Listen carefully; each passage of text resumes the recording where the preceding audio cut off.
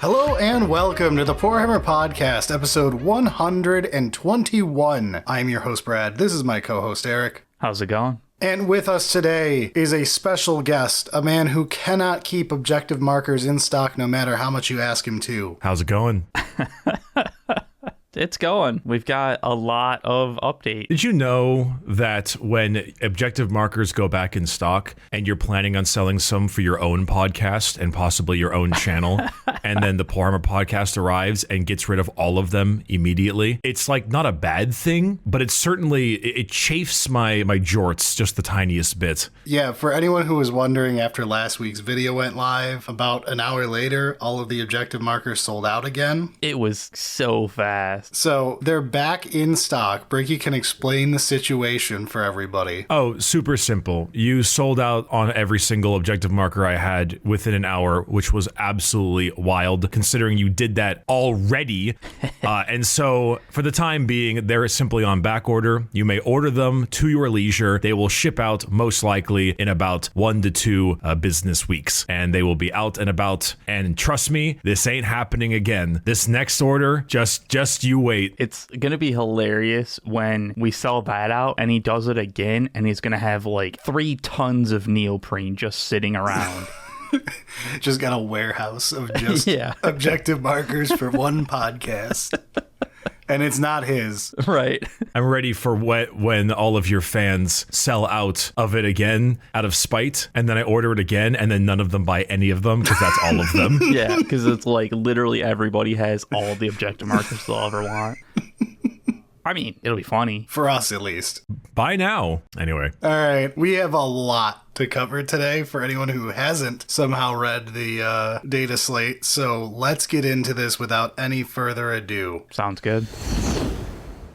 Hey, before we begin this, real quick, this is not Brad from the future, and I'm not torturing my editor right now. This is going to be very long. Berylio is sacrificing his entire weekend when he wants to be playing the new Elden Ring expansion. Do us a favor, do all the YouTube pleasantries if you can, and while you're doing the one for commenting, thank the man. He's really sacrificing his weekend. Don't forget to put a spoiler for the end of the Elden Ring DLC. If you spoil anything for Elden Ring, I will absolutely ban you from comments for life. Do not do that to him, because I know he's too neurotic not to check the comments.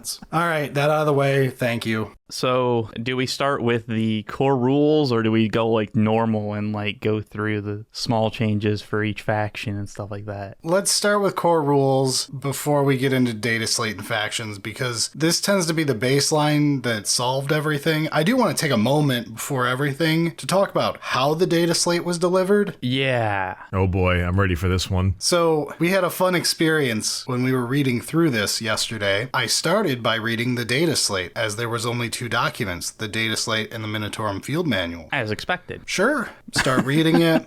And then I go all the way to Custodes before it hits me. I didn't see the Dev Wounds part in the data slate. Did Dev Wounds just go back to the start of the edition? And then I started thinking of other things I didn't see. And then I was like, something is horribly wrong. And then a patron pinged me and was like, hey, just so you know, they forgot the core rules in the announcement. So here's the core rules that you can read through now. That document's about 40 pages long. So I actually want to get into that, but continue with your story. I finished about an hour and a half later with the core rules, started back into the data slate, was like a faction and a half later, and then another patron pinged me and said, hey, also, they forgot that every single faction has an errata document, so you have to read all of those in addition to the data slate changes to figure out everything for that faction. It's not the greatest logistically to figure out what the hell's going on.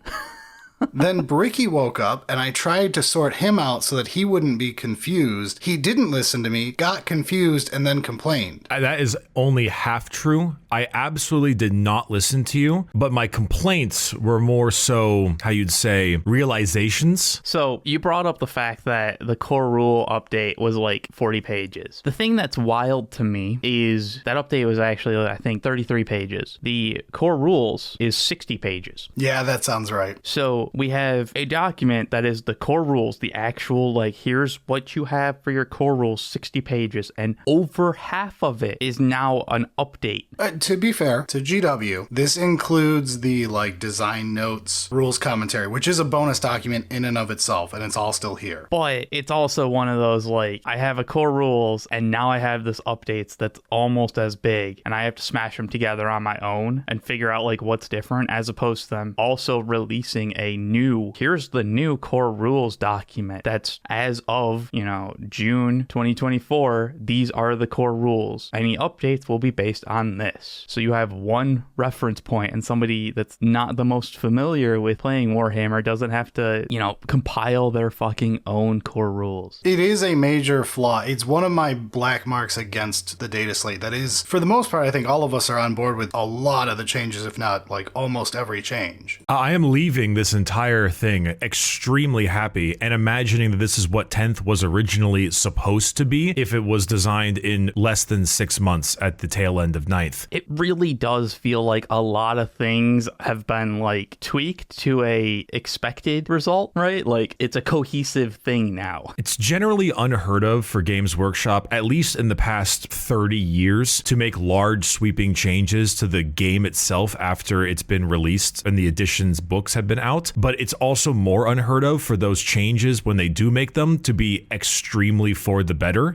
And it is both, which is quite shocking. But I would say like the presentation of these rules updates is my major negative of the data slate. The data slate is great. The updates are great. We'll get into them in a moment. But so many of these problems come from the fact that they try to gatekeep rules behind paywalls and then have to do extremely awkward updates instead of just showing you the updates, where it's like, update the third paragraph of this data sheet on this line to now say this sentence. And it's like, just show me an updated data sheet and highlight the stuff you changed. Yeah, or just have a like change log at the bottom, like, okay, what you see is right. Any changes, here's, you know, June 2024, these changes were made, and here's some like bullet points and like whatever. This is a company that saw no moral issue with making people pay $65 for a book and handing them Codex Adeptus Mechanicus. How much of that is actually useful right now? How much of that was useful before this, to be honest? It's just a pile of shit. The fact that now it's a pile of shit that is also filled with lies does not change what it was. I was having a discussion with one of my chatters when this came out, because this arrived at a particular time frame. And one of the main things was, if you are playing with someone, especially someone who plays AdMech, and you do not own the codex for their army, you have no way to check their rules on your phone or some kind of on the Warhammer app. There is no possible way for you to see anything that anyone else is doing if you do not own the codex for an army that you do not own. This doubly pissed me off because it's like, at first I was complaining, I'm like, wow, they were so lazy, they didn't even update the data sheets and put them in these documents. And then I found out they did if your army is in an index. But if you got a codex or are getting one this weekend, fuck off. No updates for you. Yes, index armies, because there is no codex, can be seen to everyone. But if you have a codex, you only get to see it if you have already purchased the codex and inputted the code. So what Games Workshop is saying is, if you want easy to grab documentation for your army, just don't get a codex. Because the second you get a codex and they have your money, they stop caring about you, I guess. I mean, something like that. So anyway, I don't want to be too negative on GW for the actual rules updates. They're fantastic for the most part. Lots of good things. But for fuck's sake, free digital rules, please. This could have been so well done if it was handled like proper patch notes. Maybe we had a nice updated wiki where everything could be linked properly. And you could see an entire setup of like, hey, in June 2023, this unit changed to this. In June 2024, it changed to this. Right. And you could have like an actual, like, it was BS4, then 3, then back to 4, and now it's back to 3, you know, and be like, okay. But I like the presentation currently better than it was a while back. Like, at least now we have like the little like plus sign and stuff like that. Like, maybe eventually we'll get to a modern version. As much as I complain about the length of the document just because there were so many changes and I was doing this for 4 hours of my day, I'm still happy that these changes were here and everything, and I don't want it to come off as is don't change the game. No, change things that are broken. This is very good. This is the best piece of apple pie I've ever tasted, but you served it to me without a plate or a fork. Yes. That's actually pretty spot on, yeah. On a day when another company was serving ambrosia. I am also on one of the white lawn chairs that you get from Walmart for $15. The Virgil chair. What is this power? All right, so let's actually get into the update proper now. Let's start with core rules. It looks very long. The actual things that matter are not that many. A lot of it is just like cleaning up kind of stuff of like, this is how it should have been played, but it was worded weirdly. So like it could have been played in a different way and it's not really FAQ. So we're just going to fix it so that it's right. Yes, but for things that matter. So unit moving is a pretty big one. And when they had brought it up, it was all trying to like make things simpler. And they made the joke about like, you know, people trying to get out their protractor to figure out movement. I'm not certain they succeeded on that goal of it being simpler. I actually think, which part are you talking about change-wise right now? Primarily the pivoting. No, pivoting is the greatest change of all time. In my live stream of consciousness, typing to myself in my little text file here, I started the line, where's my line on pivoting? What the hell is pivot value? Oh boy, I smell bullshit. Oh wait, this is reasonable. Holy shit. Okay, turning a knight no longer takes 6 inches of your move. It maxes out at 2. That's what I got out of pivot on my first reaction, like reading that line. Yes. Basically. And I don't actually dislike the end result. I don't think adding a pivot value that's a characteristic is the right way to do it, especially when you have units that don't have bases, units that have bases that are circular, oval, like all that shit is a bunch of baggage that does not make it easier. I'm going to be in between here. I am with Brad on the sense that the pivot value is a phenomenal change. I do find the humor in it that once you have your 2-inch pivot value, if I'm going to play World Eaters, I will take my Rhino, say I'm using a pivot value, and then Tokyo drift it multiple times across the battlefield because I can now. I'm just going to make it do a 720, even though I'm not actually pivoting just for the fun of it. That whole thing, I really enjoy. It takes arguably a good 10 minutes of measuring out of the game in a game that's already exceptional long. I do agree that there are a large amount of weird outlying situations. Drukhari raiders, annihilation barges, doomsday arcs. The fucking boats was my initial, like, this is stupid. Somebody's gonna do bullshit with it. Eldar is the one that scares me most. Probably, but boats are just like, I have an issue with boats after you last edition. Eldar are both varieties. No. Drukhari's not getting out of this scot-free. We're to blame too. All Eldar. Reminder that the Tantalus and the Venom, the Tantalus is the big forge-rolled one I never even bothered printing, Eric. The giant ultra-wide dump truck. And the Venom, the tiny little 5-man speeder, right? Yeah. Those share the same base. Wait, it's the same, like... The Tantalus's base is just use a 60 mil flying base for official rules purposes. That's wild. I have seen the Tantalus's size of that model. It could never support the GW base. It would shatter that thing. It's all things like that like when they had their like discussion, their video discussion on these rules, and they're like, we're gonna make things simpler, and I'm reading this and I'm like, there are so many edge cases that this is not any simpler. It's probably better for just general gameplay, but the edge cases are not any simpler. My solution to this is what existed in 9th. If you just have a little flying base that's under you, there was a keyword that all the Eldar vehicles had that was like, ignore its base, just use its damn hull. If it had that in 10th, which maybe they forgot they don't have that in 10th, then it would be fine because they would fall under the oblong object rule, like where you have to now measure your center point, you are oblong, get over it, and you have to use your pivot value. Yeah, I don't know, man. It's just like, this is the one thing that really stood out to me that I don't think was fully baked. I disagree that it wasn't fully baked. I have a feeling that no one remembered to test Eldar as is tradition.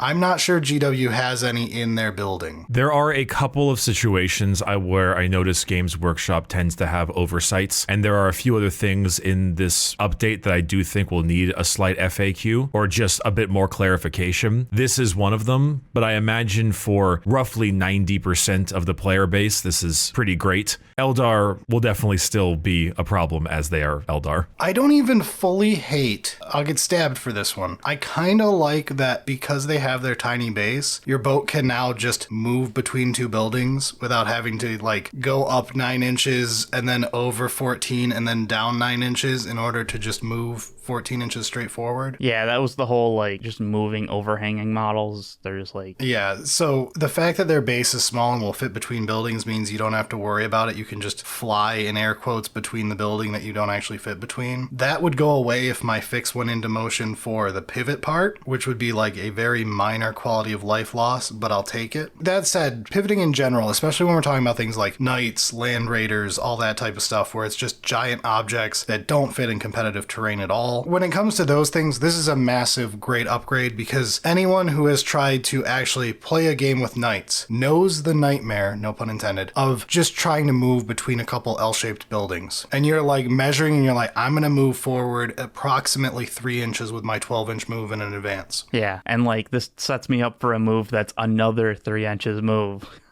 And we'll get to more knight goodness later, but for now, this change alone helps with that. I was about to say, knight players aren't going to need to learn the movement phase of the game whatsoever soon. I agree, and I love it. All right, who wants to go? Bricky, what do you want to bring up? So, are we going to just run past a large amount of the clarifications and the, hey, random asshole, stop trying to gamify this, as in gaining command points specifically being called out, as well as the battle shock, you're not going to take 2 of them type things? No. The one I want to call out is related to the oval versus round base thing. They had to declare, hey, when we shout out a round base, we mean the circle one. All of our bases are round, you jackasses. We mean circle. You knew we meant circle. Stop being a gamey Frenchman at a tournament and ruining this for everybody. I mean, to be fair, they could have just said circle instead of round. Like, there was no need to make the clarification. It is a, look, this is written all over the rules. I'm not going to go errata it to say circle. Round equals circle, fuck off. And I agree with them. If you're the reason that rule was made, know that in every argument, you're the asshole. So in this situation, then, I'd like to cover the one thing that I feel like I get to talk about as a guard player, indirect change. Yeah. So indirect models, or anything firing with indirect fire, will always fail in an unmodified hit roll of 1 through 3, no matter what. The main thing to note from is that weapons with the indirect fire can do that. However, if you do see the enemy, you can still hit with a indirect fire weapon and hit on a 1 through 3. Yeah, it's just like a normal shot. But this one is a no 1 through 3. It's interesting. We had a lot of blanket rules in 9th. A lot of you can't hurt someone on these rolls, you can't hit someone on these rolls kind of thing. And they did away with all of that in 10th, which I'm really happy about because I found it to be very much only a Sith deals with absolutes. Oh yeah, you're thinking specifically of things like transhuman, yeah. Correct. Light Harlequins. Yeah. Fair. Yeah. That's a good call out. This is fantastic because when Guard have a 190 point Manticore, you know that eventually it's got to be something with indirect that needs a change and not just constantly nerfing it. And for this, I think it's just a fantastic change. Indirect should always either be utility or chip damage of some kind, and this stops a lot of the most egregious situations of indirect fire, and I'm very happy with it, even as someone who plays a lot of Guard. So on that, it seems like a great change without like thinking about all the other rules kind of thing of just like, okay, make it a 50-50 kind of thing because it's indirect. Like it's not supposed to be a sniper shot. But like, do you have any worries about like all the rest of the rules of indirect fire being not balanced around this 1 to 3 already? Are you referring to the you still have to take a -1 to hit and the opponent gets cover? Yeah. Honestly, no, because for the most part, Guard can get away with this a lot because you can give things orders for +1 to hit, the Scout Sentinel, etc. And often, if you really wanted to tech into artillery, you would be hitting on 3s. And the Manticore, if I'm not mistaken, if you fire some with starting strength, it gets full rerolls to hit. So there was a lot of power that came from that. Honestly, though, much like aircraft, I would much rather something be a bit too weak than a bit too strong every day of the week, because indirect is not fun. That's fair. True. The one I'll point out first is redeployment. Yeah. Redeployment's dead. I mean, it's not, but it's substantially less powerful. Yes. This is basically the have-nots and the haves and the have-nots in 9th edition, where if you had a good redeployment, you did it after the turn 1 roll. If you had a bad redeployment, you did it before the turn 1 roll. They're all the bad version now. Yes. None of them are written the good 9th edition way anymore. Now you just get, when everyone's done deploying, you can redeploy your units, and then we're figuring out who goes first. I mean, like, it makes it easy. You don't really have guesses kind of thing, like, you know, tiers of it, but it's way worse to redeploy before you know who has first turn. Yeah, so anything that got hit by this is essentially like significantly worse than it was before today. So I find something interesting to note here. A lot of us would prefer a after first turn redeploy because it's more fun, and especially if you have infiltrators and stuff, it gives you a lot of enjoyable concepts. But I know one of the biggest problems with 8th and 9th was the Alpha Strike. That's like why it's so strong, right? Is because you can set up for that Alpha Strike that just destroys. And if you don't get it, well, okay, fix your deployment. Right. Though I think despite the fact that I'm sad that the good redeploy is gone, that being gone does massively reduce the possibility of extremely unfun and powerful Alpha Strikes from happening. And I am okay with them going that direction considering how oppressive Alpha Strikes have been in the past. Yeah, I mean, it also just adds that extra bit of, I guess, like back and forth play kind of thing of like you get your redeploy, but like there's still some tension back and forth, especially if they also have one, and like you're not full information on who's going first. That's good fun as well. It does make things just cleaner. Oh, we have one very important change that affects no casual player on Earth, but it's very important that this is finally done. Command rerolls can be used with fast rolling. Stop being a prick about it. Yes, statistically it matters, but no one ever would design a game where you have a single way to make it not take 50 hours to play, and then you make a super common rule that makes it so you can't use that. Command reroll can be used with fast rolling. The world became a significantly worse place when battle report channels started making people slow roll to use a command reroll. It's garbage. Yeah, honestly, just assumed that it was usable anyways, because like... No, tournaments have had it this way since, I think, 9th edition. We even had it starting up, right? It's insane. Was that still at the tail end of 9th, or was that when 10th hit? So I never have ever had someone speak to me about slow rolling command rerolls because I play with fun people. Fair. Despite the stereotypes of tournament players, there is a certain level of social literacy you have to play with separate people over the course of 2 days, multiple times, and no one ever did that. So this is specifically for that one guy at your local game store that wonders why no one wants to play with him anymore. Yeah, the overwhelming majority of players aren't doing this slow roll bullshit. So it's nice that they've put it into rules, but it's like it's always been an agreement among players that this is how you play because we don't want to be here for 8 hours to solve one game. Instead, we're here for 8 hours to record this podcast. Well, in the interest of time then, Brad, can we talk about Toxicrene stonks going to the moon? For a core rule change? Overhanging models. Oh, yeah. Oh, man, this affects so many things. Tell me, Demons player.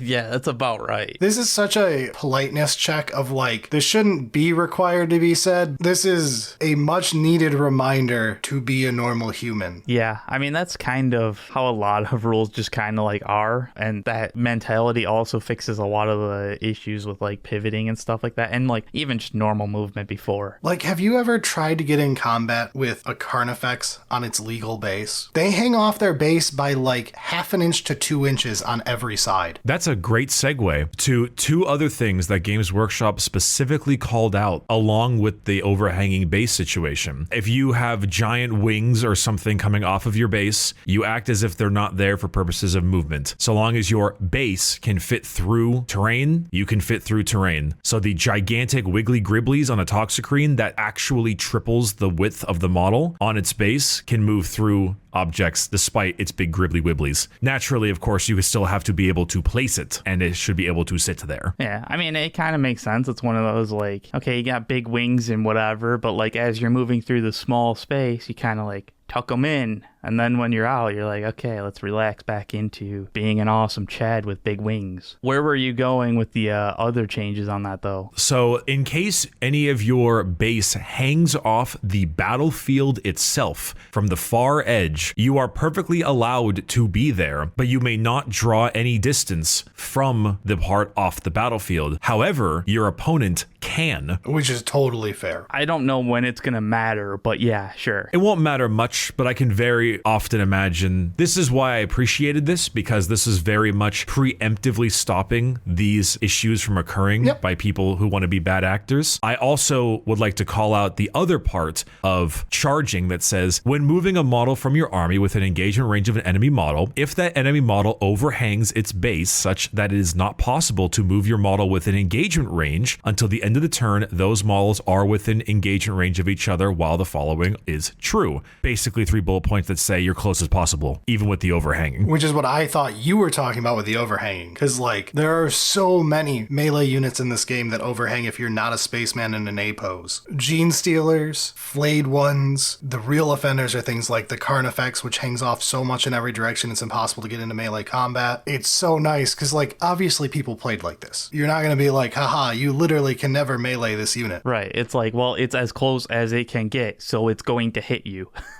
But it's just nice that they're like, yes, we understand this is a problem. Stop being an ass about it. Yeah. Brad, tell us about dev wounds. Nothing changed except for the sanest change, which is they are mortal wounds again, so that we don't have to write this. But They're mortal wounds, but they work like they did post-Dataslate, where they're mortal wounds that do not spill over. Importantly, this also counts for Hazardous now. So Hazardous can never spill over and kill other people, but you always take 3. that's also an important change for Hazardous. You will always take 3 mortal wounds on a Hazardous fail. So unlike before, where your infantry unit just basically was removed from play, it now just takes 3 mortal wounds, which can then be mitigated due to a feel no pain. Correct. So Hazardous and Dev Wounds are in what I consider the best possible state for them to be in now. We're good. It's unfortunate the position that Devastating started the edition in. This is the best possible outcome for it in general, though, because it doesn't require every other rule to be rewritten to say, or Devastating Wounds, because GW clearly realized how far behind they were, and at the same time, it just gives us the better play pattern. If Dev Wounds is never touched again, I will be happy. Yeah, it's fine. I think the only thing I have left is the shout out to changes to Grenade and Tank Shock. And do not forget our unloved stepchild, Heroic Intervention. I already did. Yeah, it's down to 1 CP. That is unironically important. It will probably get used in cases now, yeah. It might actually get used now, which is nice. So Grenade, very minor change. It basically is you can't advance in Grenade, and you have to actually have your Grenade model do it. It's no longer just like free, where it's like, oh, yeah, sure, I've got grenade, toss it. You have to actually plan to use the grenade, and there's some cost to it. Tank Shock, though, got big updates. This is so needed. Yeah. The way Tank Shock worked before, basing it on strength, was insane and just wild. I am a known lover of Tank Shock being too strong. It's funny, okay? This is a correct change, though. The only thing that could make this more correct is if it had said vehicle or monster, so that we stopped being monster racist here. These used to always be counted as the same thing. They are in several places, and then they just forget about it when it's like, oh, Tank Shock, who cares about monsters? Not one of our starting noob factions of the edition. Demon's advocate in this situation. Normally the use of a Tank Shock is to ram someone with a tank to squeeze some mortals out because your tank does not have melee weapons. Right. Monsters often do. Well, do they? Have you read Tyranid Monsters? I have now. We'll get there. Monsters is a tough one just because like it feels like there's a wider spread of what a monster is than what a vehicle is. True, because of the smaller things that just get monster taxed, yes. Yeah. Rabute Gilliman tank shocking would be quite the situation. That's the kind of stuff that it's like, this is weird. So I get like this is just clean. At the same time, Rabute being a monster is really weird considering all the other things they got infantry-ified. Well, that is a good point to note that Gilliman, the Lion, and Belisarius Call can now move through ruins as if they were infantry. One last change I would like to hit is that because of the out-of-phase rules and adjustments to big guns never tire, you cannot fire Overwatch into combat at the end of a charge phase. So when you charge in squishy units against an enemy's Land Raider Redeemer, let's say out of sight so they couldn't Overwatch you, and then they're in combat, they do not get to then Overwatch you because of big guns never tire, which is a small but needed change for certain very annoying vehicle units like the Land Raider Redeemer and primarily the Land Raider Redeemer. Seems like you have a story on that one. 2 separate D6 plus 3 shots, strength 6, AP 2, 2 damage flamers. Yeah. Ow. Ow. Ow. That's the end result, I think. That would be the end result on that one, is just ow. For anyone who was wondering, fly is still near useless. Congratulations. But we can move on to the actual data slate. Yeah, I mean, there was a bunch of other stuff in the core rules, but I think we got the big parts of it. Take a shot for every use of the word stratagem in the first page of the core rule of the data slate change. Dude, this fucking change, it's my first note because I started here before I found out that I had to go read the core rules first. Very first thing is I like the fix in the first bullet point, what they were attempting. I got to the second bullet point and I was like, time the fuck out. Just update the data sheets and give us the updated data sheets. The word stratagem stopped having meaning at a certain point when I was reading this and had to like stop and be like, no, that is how that word's spelled. Yep, it's right. And because of the first and second bullet point, a lot of abilities are drunkenly changed to be like completely different from what the original text says now. What's even more hilarious is that when you go down a little bit, jumping a teensy bit ahead to Death Guard, the Biologus Putrefier with the grenade stratagem is specifically changed to, ironically, the stratagem that is specifically called out as cannot be doubled up on unless specifically called out. A unit with that ability had the specifically called out double up removed. It was such an odd nerf to that model after like they already did like a grenade change itself, and then they had this like core change to the rules about, you know, doubling up and all that stuff has to be called out, and then they're like, no, this model's just cut it. It's like, what happened? What did that model do to you? I do want to say it is very funny. I saw last night Tau players pointing out the second bullet point. The engram chip. Yeah. Pure Tide engram chip. That was hilarious to find out. Rules that enable you to target a unit from your army with a stratagem for 0 CP, but that do not specify the name of the stratagem. Instead, reduce the CP cost of that use of the stratagem by 1 CP. So instead of doing everything for free, it's now just simply reducing it by 1 CP. With the caveat of if it calls out the exact specific strat, you're good to go. And the opposite is also true for things that do a Vect effect, anything like a Calidus Assassin. Now it's the reverse. A fascinating thing with the Vect is when you immediately consider a Calidus Assassin, you think, oh, that's terrible. But then you consider the Swarm Lord in your grill. Yes. Yeah. And it becomes very funny. It's not like the optimal positioning, but it has uses, I think. This may require a little bit of an FAQ or just some clarification as well. I believe this is correct, but there was discussions about, say, reinforcements for guard as the stratagem is used on the unit that has just died if they are within the 12 inches because they have died. I believe it's definitely supposed to be that way. Yes, because you measure to the last model removed. I assume that is the case. I believe this might be a situation of some gamey people in the future that might argue it, but I'm pretty sure that is the case. It's in the core rules of you measure for anything that targets a dead model, your measurements are to the last model removed from that dead unit. An important note, it is when your opponent targets a unit from their army with a stratagem. Therefore, if they are targeting your models, it would not count. Okay, that's kind of funny. So if it's pick a unit from your opponent's army, get ignores cover against that unit, it would not count. If it's pick a unit from your opponent's army and pick a unit from your army, they now get ignores cover, then it would count if they're within 12. Huh. All right, well, the second bullet point, to move on to the funny one. Parts of a rule that allow a player to use a stratagem even if they already targeted another unit with that stratagem in the same phase can only be used if the name of the stratagem is specified in that rule. Similarly, if a stratagem is limited to one use per player per turn, e.g. fire overwatch, per battle round, or per battle, such parts of that rule can only be used if the name of the stratagem is specified in that rule. This affects basically everything that gave free strat use on their unit because they also said even if it was already used by someone else. If you're waiting for us to say the word battle tactic, they removed that bullshit. We're good. That was such a kick in the nuts when they had that as a modifier. It was like, the fuck? That was the laziest 0-second band-aid solution. This is much better. However, this is hilarious as Tau players pointed out to us last night Pure Tide Engram chip is a enhancement for Tau that does nothing but let you use a stratagem on this unit even if it was already used by another unit. And because it doesn't specify, that means you can now pay points for an enhancement that does nothing. This is extremely funny. I think the funnier thing is the fact that like they do have the ability to make changes to those. Like they've shown it. Like it's not like enhancements are off limits. We can't make changes. So it's like they literally just forgot about it.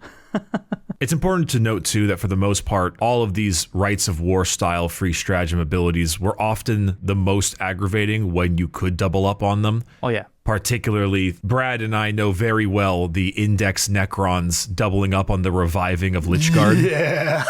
Index Necrons was wild, man. Very funny.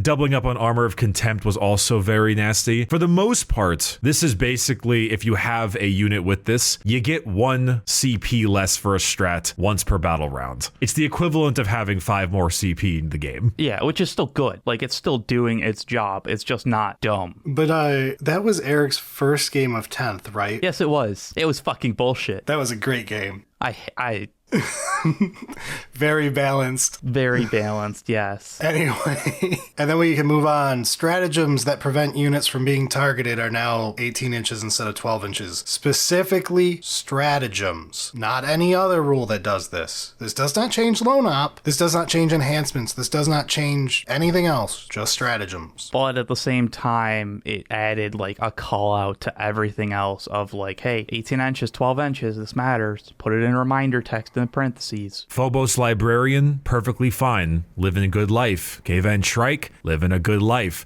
Grey Knight Haloed and Soulfire, you get the Nurgle Land Raider treatment, I'm sorry to say. Yeah. And then one last one, stratagems that add new units to your army are now once per battle. My thought is, I am very slightly sad from a fun perspective. At the same time, it's a fine safety valve to add for when it's a problem. I'm totally fine with this change, but yes, there are funny cases you can no longer do. Importantly, this is about stratagems. No, it doesn't affect Genestealer Cults. I feel like often when it comes to balancing, I like the ability to have more dials to tweak, and I don't like the absolutes. That was my issue with Ninth that I mentioned earlier. Yeah. I would have preferred a different solution, something more along the lines of every subsequent use of this stratagem is an additional CP cost. I would have much rather preferred something like that. I like the taxing it on reuse thing too. But at the same time, if this is a safer thing for them, it's a minor loss. It's fine. A lot of guard players are mauling their eyes out right now because of this change as well as the indirect change. And I personally think that they're mentally weak. Have you read your new rule? Apparently they haven't, because I think we are going to be perfectly fine. On to actual faction changes. Not all factions were changed equally. Some of you are going to get mentioned. Other ones are going to get full discussions. Sisters, you got no changes. And then points.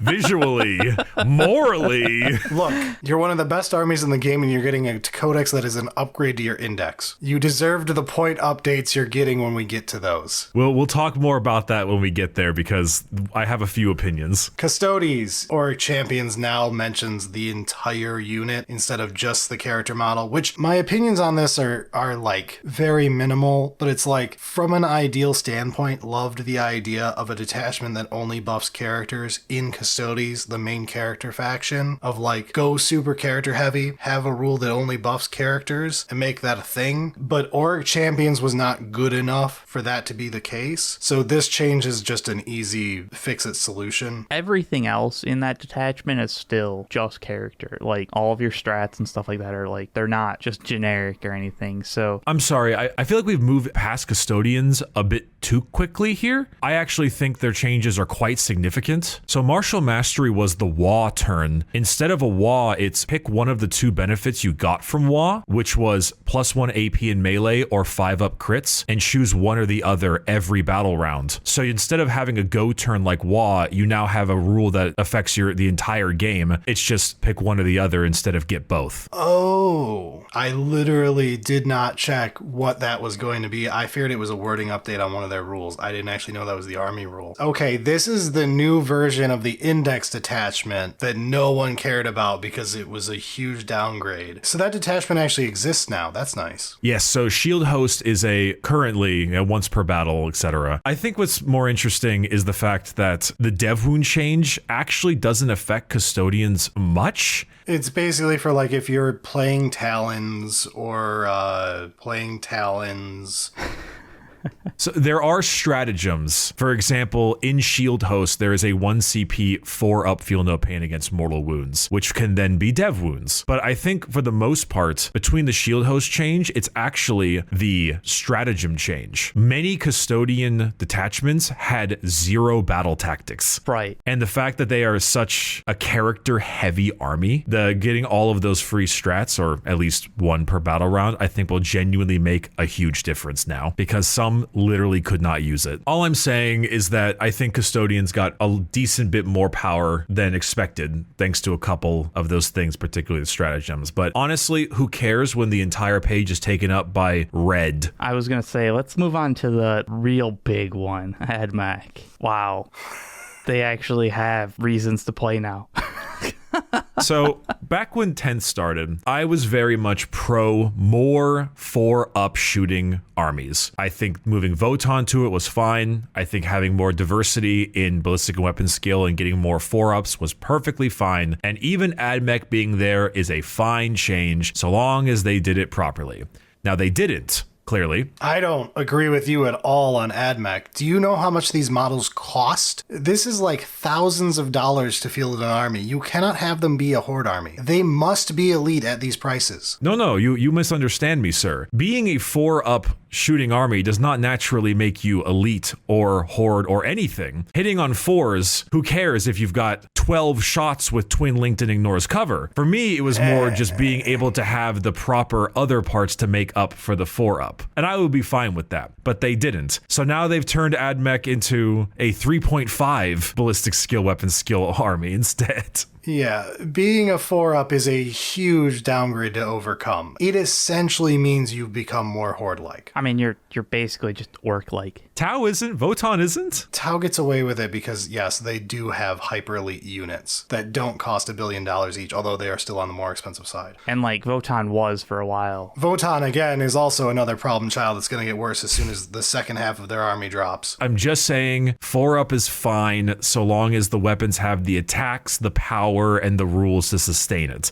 And they don't gotta be a horde. Which is more than GW has ever proven to be capable of doing. But there are some big changes for AdMech that actually make their Doctrina imperatives pretty solid. They still get the choose one or the other kind of thing, but now it's choose shooting or choose melee.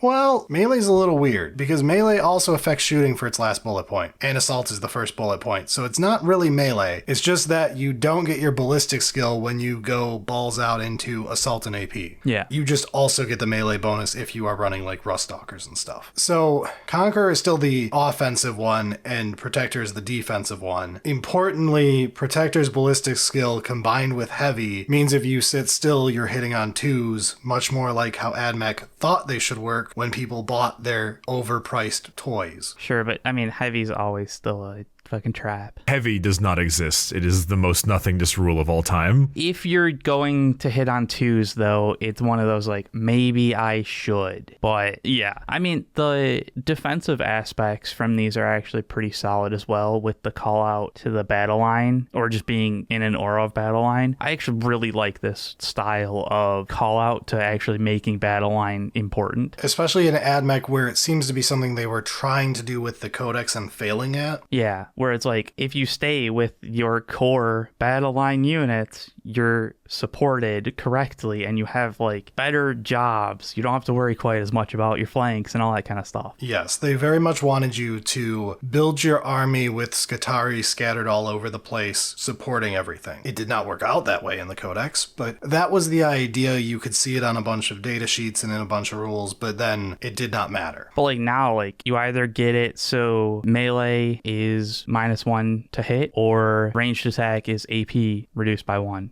All attacks. Is it? Oh, okay. Oh, fascinating. I guess I just assumed. Yeah, no, it's any attack because it goes with the weapon skill one too. Oh, okay. Again, Conquerors is very good if you're playing mixed arms, melee plus shooting, going fast, eating ass. Or like shit gets tough and they already charged you. Try and fix it.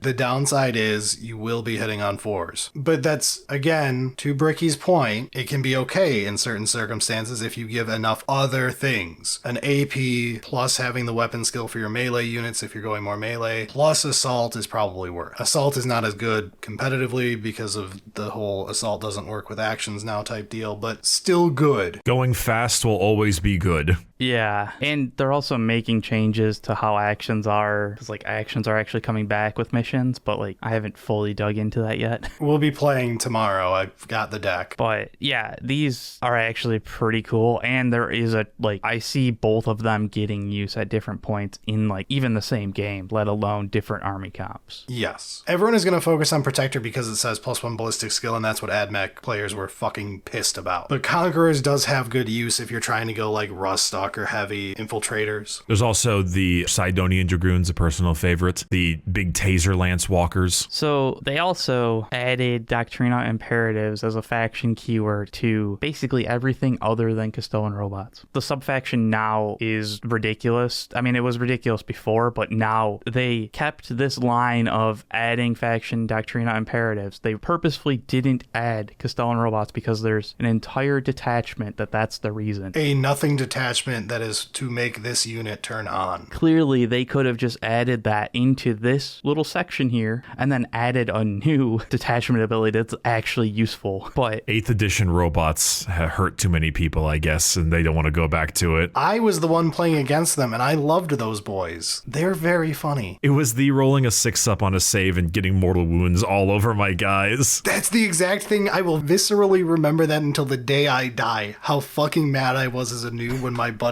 said 6s reflect. And I had just swung a bunch of shitty stuff into him. And I was like, are you kidding me right now? yeah. So good. I miss him. Very funny after your first game learning how that worked. Shoots 1,000,000 shots. You could put 3 CP into it to make him shoot 1,000,000,000 mortals. Then you charge him in melee. You swing 1,000 times at him and all your unit dies.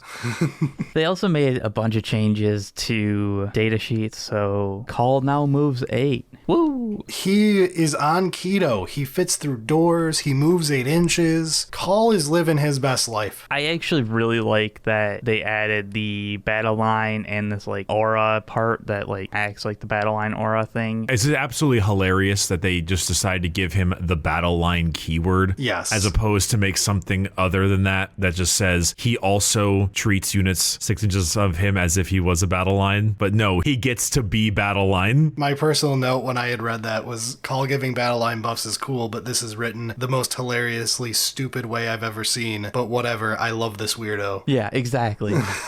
It's another one of those like this actually matters for list building now and deployment and how movements are happening. There's something there. We got some spice and I like it. Other than that, like the Iron Strider Ballistari got double the attacks but lost their twin linked, which is a buff. Yeah, it is always a buff to have more shots instead of twin linked, so long as your shots are doubled. Yeah, especially when you're strength 9, strength 12. Twin linked is still sour to me from all the units that lost half their shots but gained twin linked to nerf them. And then coincidentally, all of the Space Marine units that weren't moving off the shelves gained an extra gun.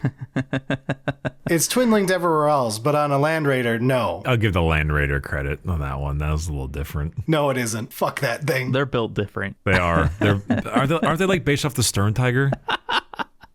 Yeah. We learned from the last episode they're based off of some British tank, which is why they look like trash. Are they based off like a World War I tractor turned into a tank? I mean, all British tanks are. Yeah, that's true.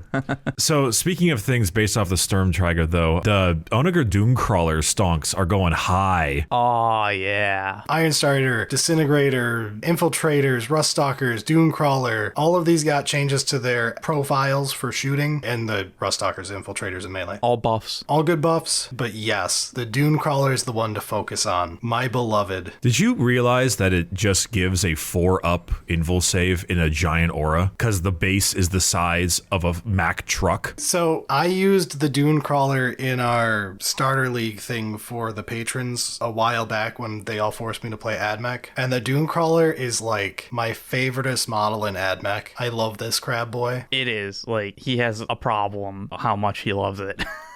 Between this and the robots is like the part of AdMech that's cool. But they gave it a pretty solid buff to the amount of attacks and damage, and just all of the guns got better by like a good amount. Or I guess the Eradication Beam didn't get better, it just got more consistent. Which is better. The Eradication Beamer got the least sexy update, but it's a really good update, and I still think it's a very good pick. 2d3 shots is fantastically reliable compared to a d6. Very good pick for your weapon. But the one that I think we've all talked about off the record before this episode is, let's just mention the Phosphor Blaster. Yeah, 12 attacks, huh?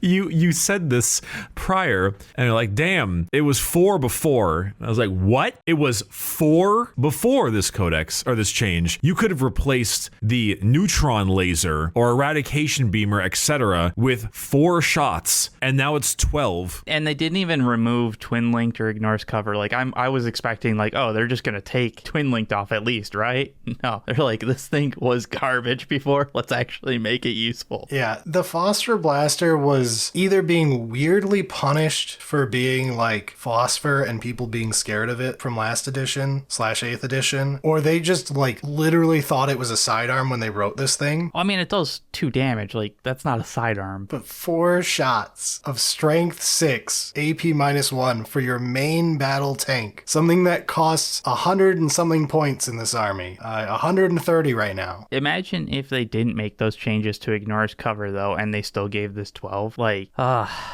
This is so many shots, especially considering that if there's anything that's going to stand still and get a 2-up to shoot, it probably would be this big crab boy holding down a lane. It does have T10 and a 2-up save and a 4-up invul. I still don't think I pick the Phosphor Blaster, but it's very fun now. So, like, if you want your AdMech version of a Gladiator Reaper, we've got one. I think you are weak, and you absolutely pick the Phosphor Blaster. I don't know, man. Something about the neutron laser doing D6 + 2 with 3 attacks. Ooh, strength 16. It is kind of hot. Oh, yeah. Let's go. But that twin linked, though. It's true. It's true. The Twin Linked actually matters because it's lower strength, Yep. which is nice. The problem is they keep twin linking fucking las cannons that already wound everything on 2s. Altogether, like, we'll get to the points, but this is great. I love all of these changes that AdMech have. Yes, I think melee AdMech is not as embarrassing now. I think in general, shooting AdMech is just in a better spot, so we have to see how it pans out. Honestly, Ruststalkers are going to be pretty solid. AdMech stonks. They are definitely the big highlight that everyone was looking for, and they didn't disappoint, so I'm happy. We'll see how it actually goes, but Aeldari is up next. No changes. Yay. All right, so that means we're moving on to Agents of the Imperium. No changes. Yay. Hey, this is going to be over pretty quick. Let's move on to Astra Militarum. Nobody likes that army. Let's move on. Oof. Oh. All right, Bricky, tell us about your new detachment. All right, so as we all know, standing still is stupid. No one does it because it's stupid. No, indirect fire does it. Yeah, right. Yes, indirect fire does it. But indirect fire is stupid and is receiving nerfs. Now, if you are a regiment unit, aka infantry and sentinels, you basically get lethal hits to everything so long as you are firing at other infantry and beasts and swarms, etc. Not vehicles, not monsters. Basically. Not basically, that's the rule. Yeah, basically. Yeah, basically. If you are a squadron unit, aka a vehicle and a sentinel, which is a vehicle, every time you fire at something that is another monster vehicle unit, you get lethal hits. Is a sentinel a squadron and a regiment? It's both, yeah. That's weird. I know, it's hilarious. So basically, the point to make here is that if your infantry fire at things that aren't monsters and vehicles, you have lethal hits for everything. If your vehicles fire at things that are monsters and vehicles, you get lethal hits for everything. This is enormous, and I almost feel like might be too much. It seems like it would be a downgrade. Like, previously, you gave everything lethal hits. All you had to do was just stand still. It's just like heavy. Why are you the way that you are?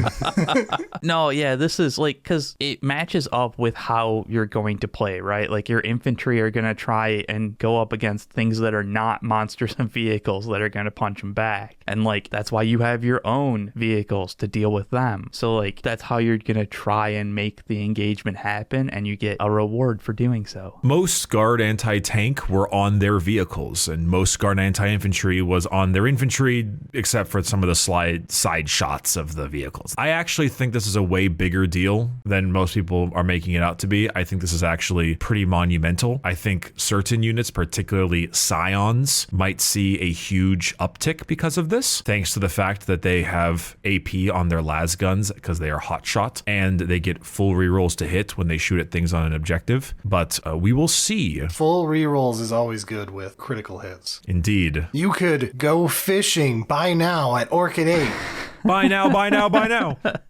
An important thing to note, however, is that this detachment rule literally does not work on artillery whatsoever, as both have a stipulation of a visible unit. It does work on them if they get line of sight, though. It just doesn't when you're making use of indirect. So it doesn't work on artillery, is what you're saying. If you've got artillery in the back, you still get lethal hits when you've got visibility. So on that, there's the regiment and the squadron, and like those are, you know, infantry and vehicles. But like, is there something that doesn't make this list, and like an actual model that like does not get this rule at all? Correct. That would be all of the Bane Blades, for they do not have the squadron keyword, as it would allow you to order them with a tank commander and or something else. God, who would ever have a Bane Blade? If you want to, if you want to use a Bane Blade, you normally needed to run Leontis, because he is the only one who could order them. I also believe that Ogryn do not have the regiment keyword, so there's a couple of those. But for the most part, this is still, in my opinion, a massive dynamic buff that moves you towards combined arms, and I am very happy about that. All right, so Space Marines section. Okay, Space Marines, whatever flavor you have of an impulsor and a repulsor, are now 7 and 14 for infantry models they transport. Done with Black Templars at least. Blood Angels got no change because they inherit it from Space Marines. The change for the capacity is actually pretty nice. You had units that would go in a group of 6, and then you would have a leader, and it's like, fuck. So now you can actually do that instead of it being like, just don't. But Black Templars, that was the change as it happened on the Special Snowflake vehicle. Blood Angels, no changes. Let's move into the first of the Knights, baby. Not at all biased towards getting this one. Super Heavy Walker. It changed. So now you can move through, not over models as a wording update. I don't actually know if that changes anything. And sections of terrain that are 4 or less in height, just as a wording update. Here's the big part though. When doing so, it can move within engagement range of enemy models, but it cannot end in that move within engagement range of them. Totally fine. The big one. It can also move through sections of terrain features that are more than 4 inches in height. But if it does, after it has moved, roll 1d6 on a 1. That model is battle shocked. Oh no. Imperial Knights got this rule too. It is time to Kool-Aid Man. All Knights get to Kool-Aid Man whenever we want. It just risks battle shocking. It's fun as hell. Let's go. You literally do not need to care about terrain. It is over. Stop trying to wiggle your way through the terrain. Just draw a line to where you want to be and YOLO. So I actually expect that this will play pretty well, but I'm also a huge fan just thematically of the fact that like they're actually big walkers now and aren't worried about this little ruin. Especially GW ruins, which always look like they would fall over if you sneezed at them. So it just like, it's gonna feel right when you're playing, and that's awesome. I'm super happy about that. I also love the idea of like, we're safe on the other side of this building, and then the knight is in front of you and it's like, no. What, that little like paper? No, man, it's dead.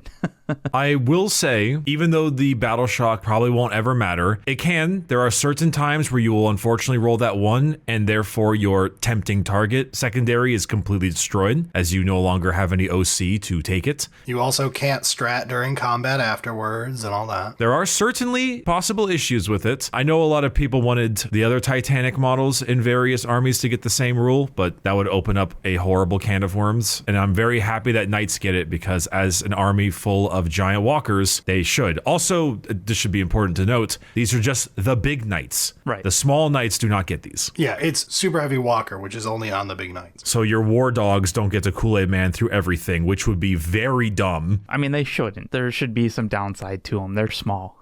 They tend to need to less anyway. Yeah, that's true. Just speaking from Chaos Knight's experience here, we're still going to just run war dogs. Like, you may run a Rampager or two for meme value now, it won't be that bad. But, like, you're still just gonna run war dogs. It's nice that they put this on the super heavy walker ability, so it's not just like, oh, Titanic units get this, but I'm gonna be disappointed once we get to Tyranids for one of their detachments. But that's it for Chaos Knights. I mean, as awesome as it is. Bricky, there's a quick one for CSM. So Warp Talons have an ability that makes it so that if they could fight and they're no longer in engagement range, they are allowed to then get pulled, which leads to a very strong combo where you bring them in, charge them, kill something or harm it in a certain way, and then pull them off the battlefield for no reprisal. This stops them from doing that unless they kill the unit. So you have to run a little bit of a risk because before you could mostly kill the unit and be out of engagement range. So that's the main change. You have to actually like commit, essentially.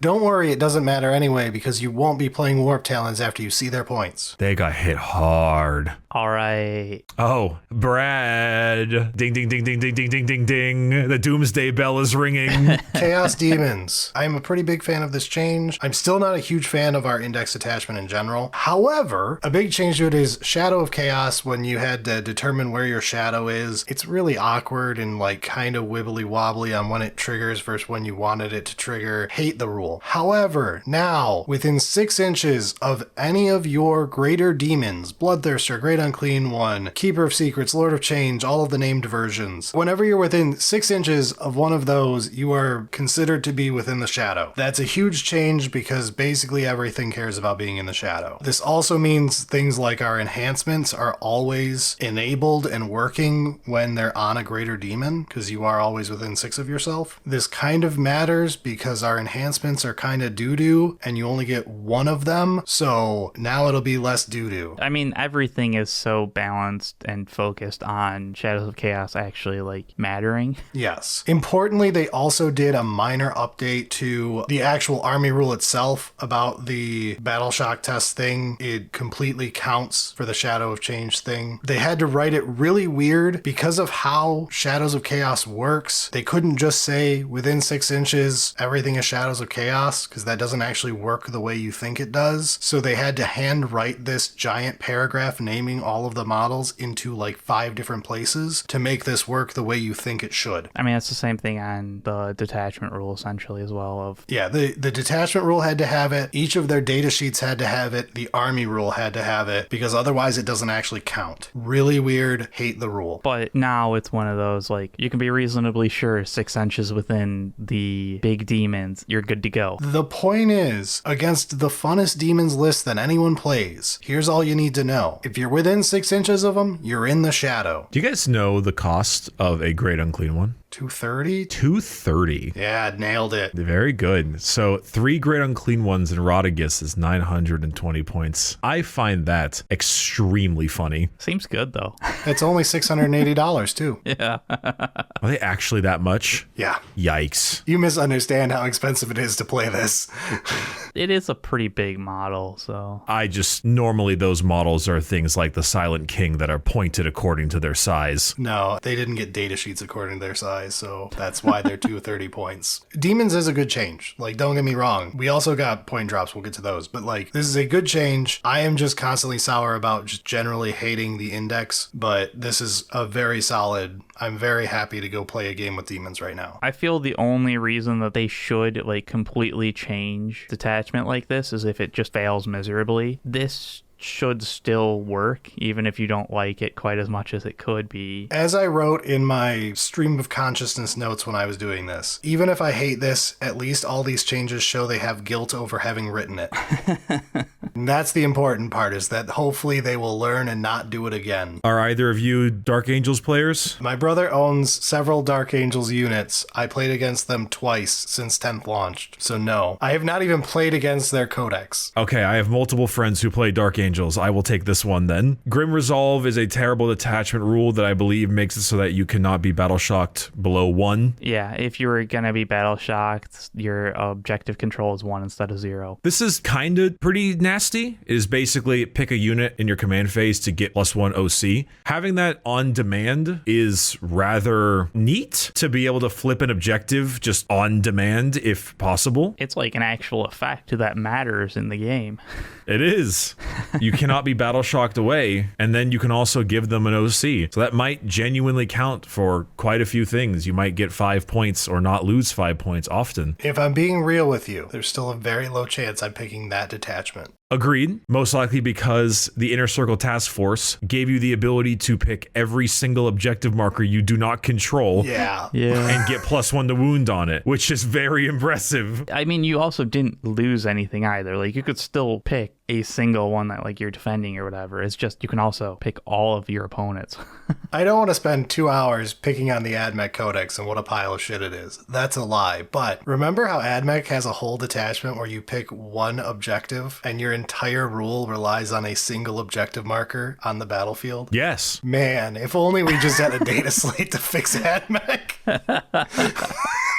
Unironically, the Deathwing Knights' extra damage on their power weapons, buffs to Mace of Absolution is quite impressive. Also, contender for best looking Space Marine model of all time, Inner Circle Companions, getting a much needed extra attack on their sweep and, more importantly, extra AP on their weapons. That AP seems pretty nasty on those weapons. Okay, so I'm only vaguely aware of Dark Angel's drama. I know they constantly bitch about everything, but I was very aware when the Codex dropped, Deathwing Knights became dog shit, and Inner Circle Companions were revealed, and they're like strictly worse than just playing them as a generic Blade Guard. You are correct, sir. This fixes that, I assume? So, Deathwing had power weapons. These power weapons basically made it so that they had only 1 damage, as you could see. Power weapon, yeah. Correct. The +1 to wound thing was very, very nice, but adding the extra damage was, at least for this, a decently huge change. There is also a neat thing that Dark Angels get, specifically with the Deathwing Knights, where they get a Watcher in the Dark, which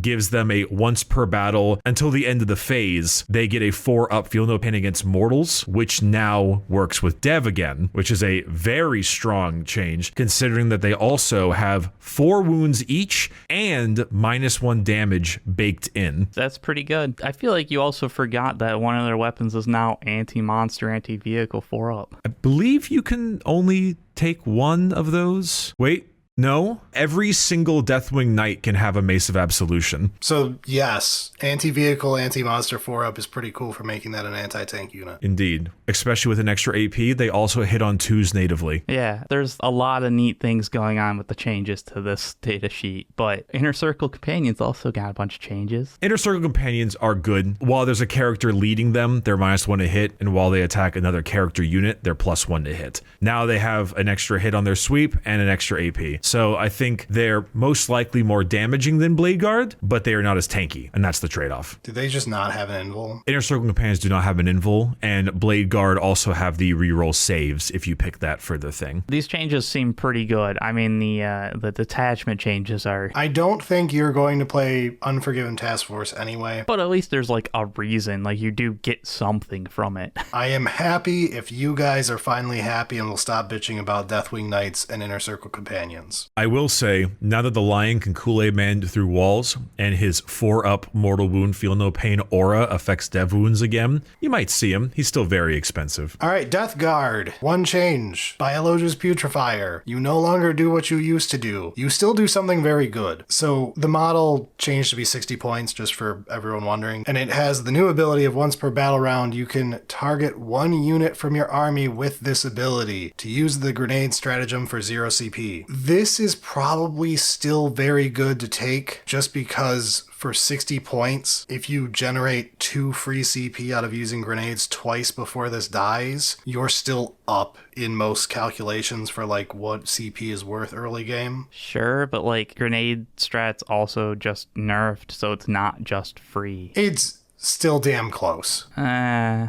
Every single model has grenades because they're Space Marines. Death Guard was not necessarily in the greatest spot. They weren't bad at all. They were very much just fine. Though I feel like the Plague Burst Crawlers getting the indirect nerf as well. And this Putrefier might have made it a little bit tough on them. So I'm curious to see how they come out in the wash. Deathwatch, nothing. Drukhari, nothing. Genestealers, nothing. Grey Knights, very minor change, but... Yeah, they made a slight change to Vortex of Doom. Basically, you don't get to be the gamey asshole that says, well, since it's not a shooting attack, Lone Op technically doesn't work on it. That's the thing, is like, it doesn't matter because realistically you shouldn't have been doing that anyways, but now it knows that you can't do that.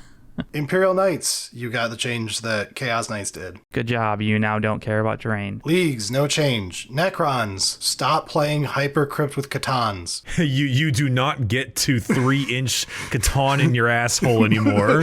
Nightbringer does not get to nothing personnel kit, everybody. Yeah, so the Cosmic Precision Stratagem now says excluding monsters, which is Catons and then some other thing, but... Oh, this is not Dataslate, but this is really awkward to talk about, and Necrons is the first one to have this problem. Forge World was also updated. Forge World update was randomly removing the Necron Forge World units other than the Seraptic giant $500 thing. Wait, what? Yes. Oh, you didn't know this? No. Necrons lost all their Forge World units today. The only Forge World unit I have is the Seraptic. Okay, well, that one stayed. Yay. But what? Yeah, no, all of the ones that were seeing use because they're canoptic, they're gone. I know you are like Forge Worlders, you did it to yourselves. Yeah, they did it to themselves. But every single Necron Forge World model is like 10 years old, so this does still feel very bad. The other one is Tyranids. Same deal. The only ones left now is Hiriden and the giant one with legs. The Hierophant. They lost their Hierodules, so they've only got the 2 gigantic ones left. So if you think for a single moment about buying a Forge World model, they're not going to exist. Custodes players. If you rely on Forge World, you are screwed. I mean, Custodes kind of has to, and it sucks, but like your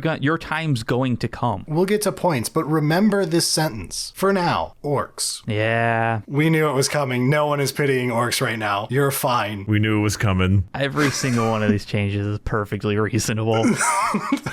The Green Tide got hit. It's now not doing your 5-up unless you have 10 or more models, and you just don't get the reroll saving throws of 1. You still get a 6-up when you have less than 10 models. It's not completely gone. It's still very good. It's just not as busted. This is actually like perfectly reasonable and solid, and I kind of like removing the reroll just to like make things go faster. Like, we don't need to roll all of that over and over again. The Tide of Muscle strat, before this change, the Tide of Muscle was when you declare a charge, add the current battle round to the charge roll. Now it's add 1 to the charge roll, and if it's 10 or more models, you can reroll the charge roll. This honestly seems like a weird buff because like it's better early game, and like I'm not too worried about the insanity that happens on, you know, round 5. It's definitely not like a real nerf. It's like a side grade at worst kind of thing. I believe it's a nerf because the reroll only counts if it's 10 or more models. But like if you're playing the Green Tide, you have more than 10 models, or like, you know, you're already hit enough that it doesn't matter. And again, it's one of those like Tide of Muscle is going to be a bit better, I think, early game, and then fall off a lot harder, you know, round 3-4. Agreed.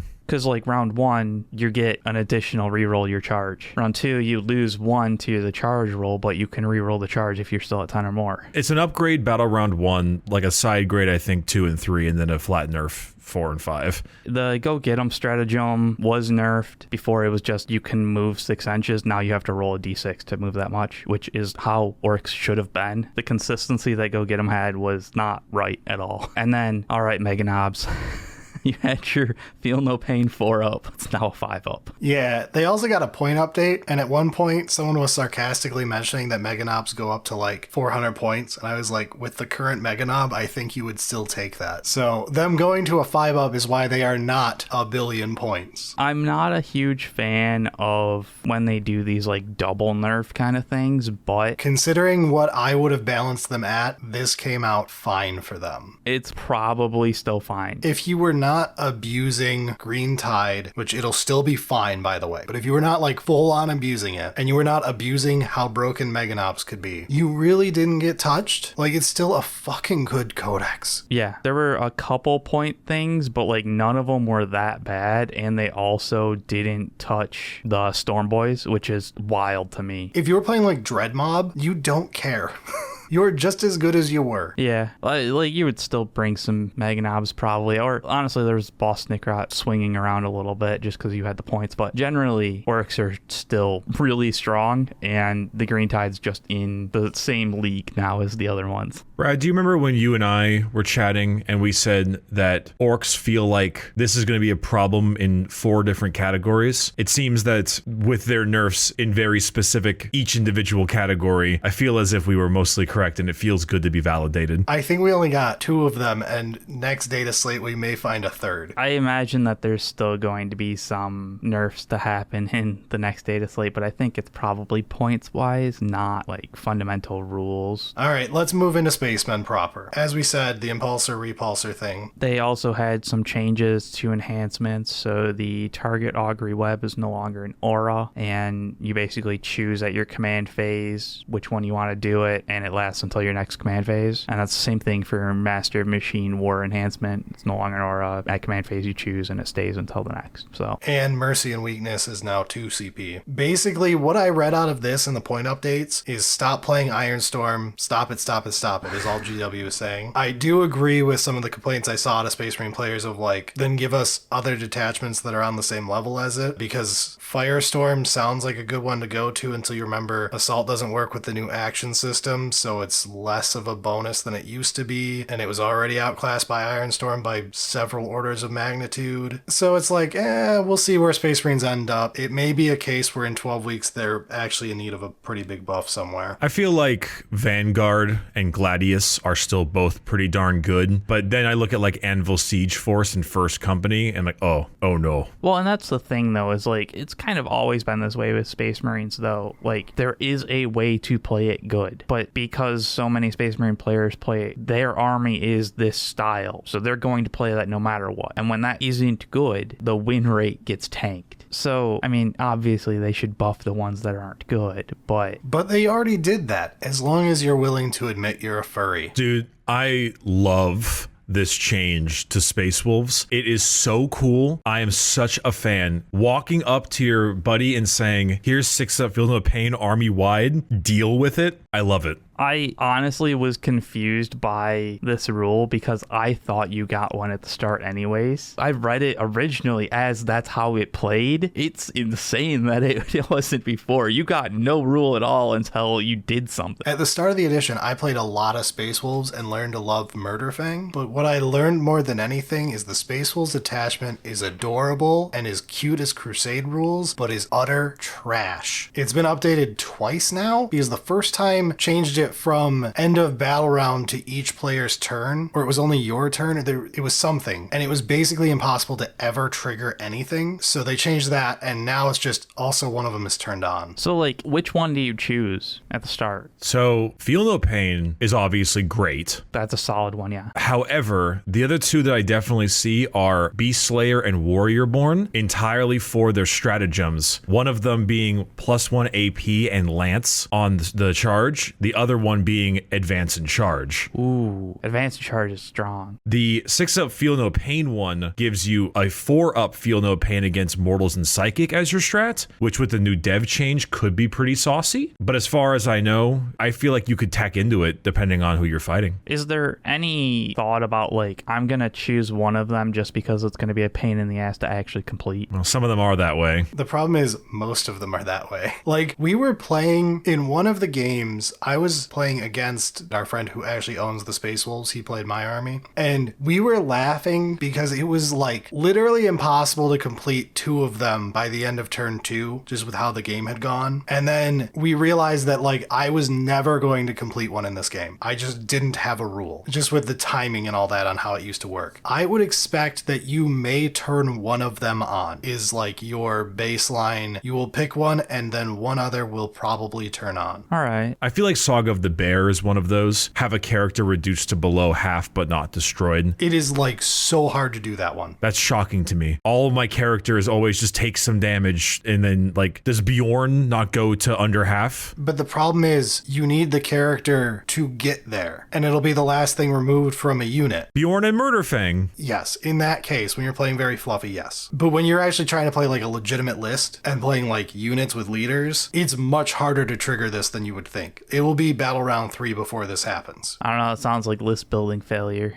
Did not add Murderfang. Start again. I may be extremely upset because my first thought was overcharge a damn plasma pistol on a bunch of characters, but I think with the hazards change, it will go to a unit in the bodyguard unit, would it not? I think the character actually does still get it, so maybe you could find a way to do it that way. But it's a 1 in 6 chance every turn, so it's like you would have to have several characters and still hope to hit it early. It might be a cute, gamey way to try it. It might be. It'd be kind of silly because you have to get in pistol range to begin with. The other important part for Saga of the Bear, it is written poorly like all of these are. At does not count. You must be below half, which is why it's so fucking awkward, especially on like a 6 wound model. Anyway, the change is good. The Space Wolves detachment is extremely fun. You should play it. You should play Murderfang. Your life will be improved for it. You will enjoy life more. The grass will be greener. There will be less weeds on your lawn. Speaking of weeds, Thousand Suns. Oh, you don't want to do the speaking of weebs, Tau? To Engram Chip? Engram Chip where?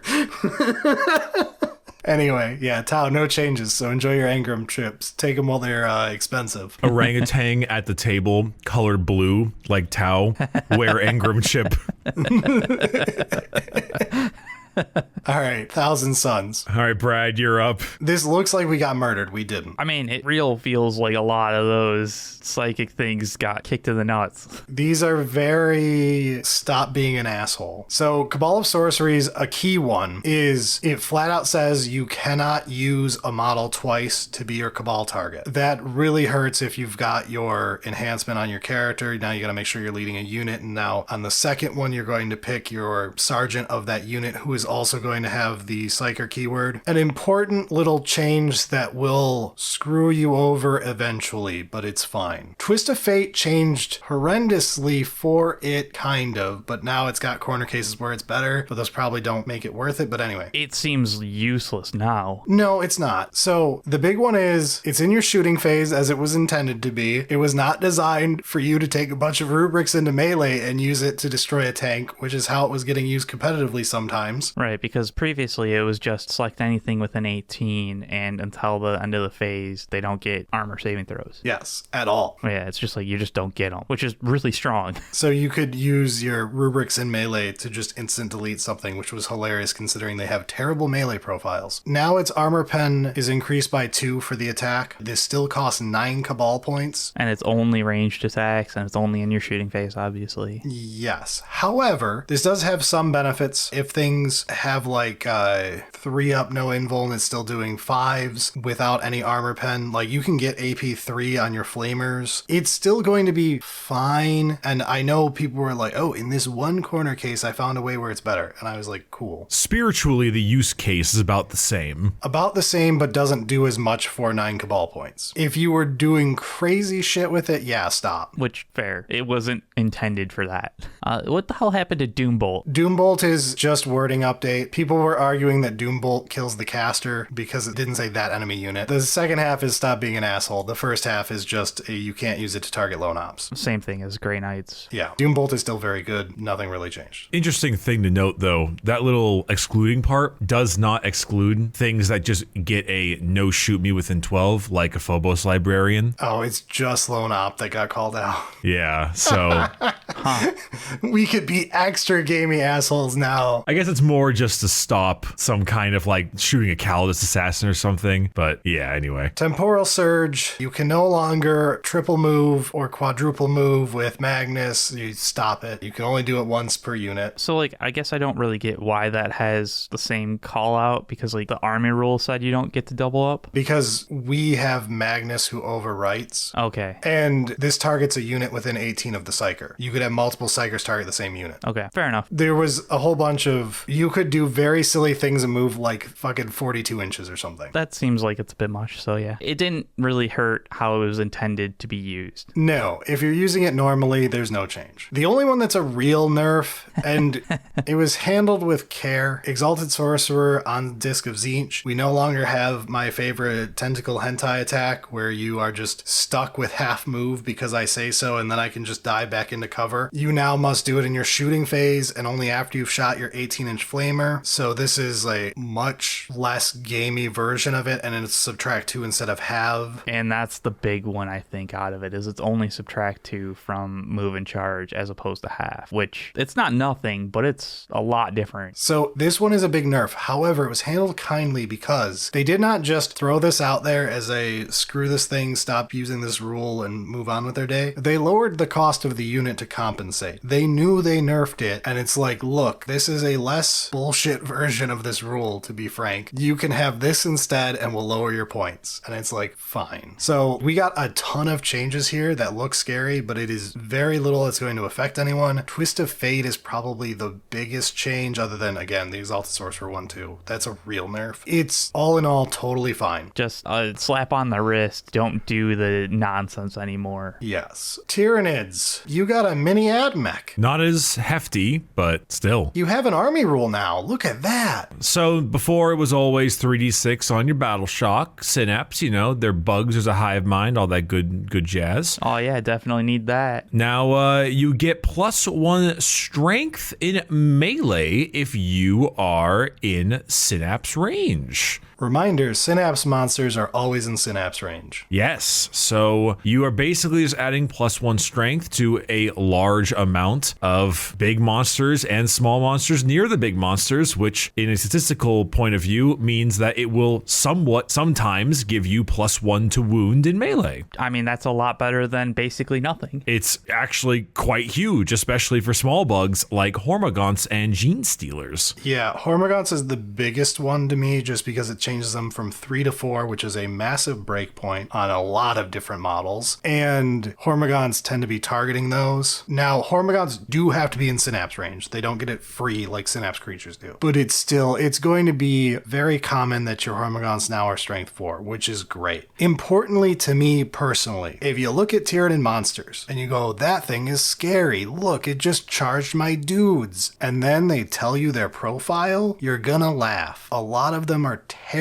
So adding a strength was a much welcome change. I really wish we could have looked at Crusher Stampede, the monster detachment, and maybe made it so like it did more for monsters, like maybe an extra strength or 2. We'll get to that. There was another part. The Synapse army rule isn't the only army rule. Yes, the Shadow in the Warp gives you an additional -1 to your test if you are within Synapse range of the enemy Tyranids that are currently shadowing you, which also means that if a Nero Tyrant is on the field, that is a -2 to your blast, which it says specifically each time an enemy unit takes such a battle shock test. I'm assuming that means just the Shadow in the Warp situation. Yes. An interesting thing to note, in the core rules, they have made it so you can never have leadership worse than 8, which is still 60-something%. Yes, and most things in the game have a 6, give or take, so it's still fine, the -2. But it's a little extra cheeky bit of leadership shenanigans, especially considering that priming things with a Nero Lictor is often a lot of Tyranid's game plan. It's, the biggest thing here is the strength increase. That's the one that actually matters. This is cute, though. I do like it, especially considering that a lot of data sheets just got Synapse, particularly the Nero Lictor, the Broodlord, which didn't have it, I had no idea why, and the Parasite of Mortex. Yes, importantly, Broodlord and Parasite got Synapse and Shadow. They got both, because they had neither. Which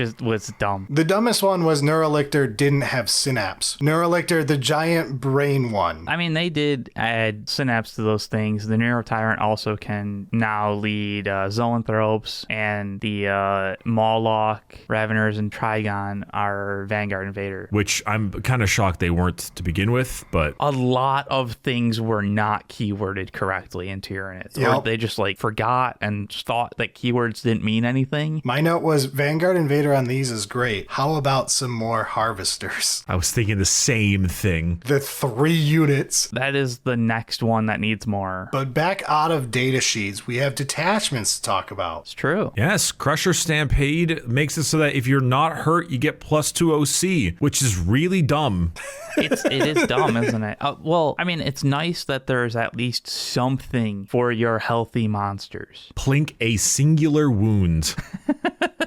No, the problem was Carnifexes would have nothing because you would start as a multi-model unit. So below your starting required you to lose one of them, and then you would never hit half, and then you would lose the second one. Old One Eye respawns as a single guy who is now at full again. This was like your monster detachment and your core monster did not work. So now, while your Carnifexes are all alive, they get something. It's fucking nothing, but it's something. I mean, we would have all preferred the thing that we've been waiting for them to do the whole time, which is if your unit is below starting and at half or below, but I think I might have to give up on that fight. It won't be this edition at this point. Also, new stratagem that says you can Kool-Aid Man. Lovely. So this is where it feels like we should have gotten a Knights treatment of a new keyword or whatever that like these big Tyranid monsters get the keyword, and now that keyword gives you the Knight ability, and that should be part of your detachment rule. But I mean, I guess it's nice that I can still pay a CP to do the thing. Do you want to have an even bigger debate? I just thought of something stupid. Well, arguing about stupid things is certainly a Warhammer staple. So the Carnifex, I know this from personal experience. Okay, so it's an online-only kit, right? That's sold in units of 2, whole things.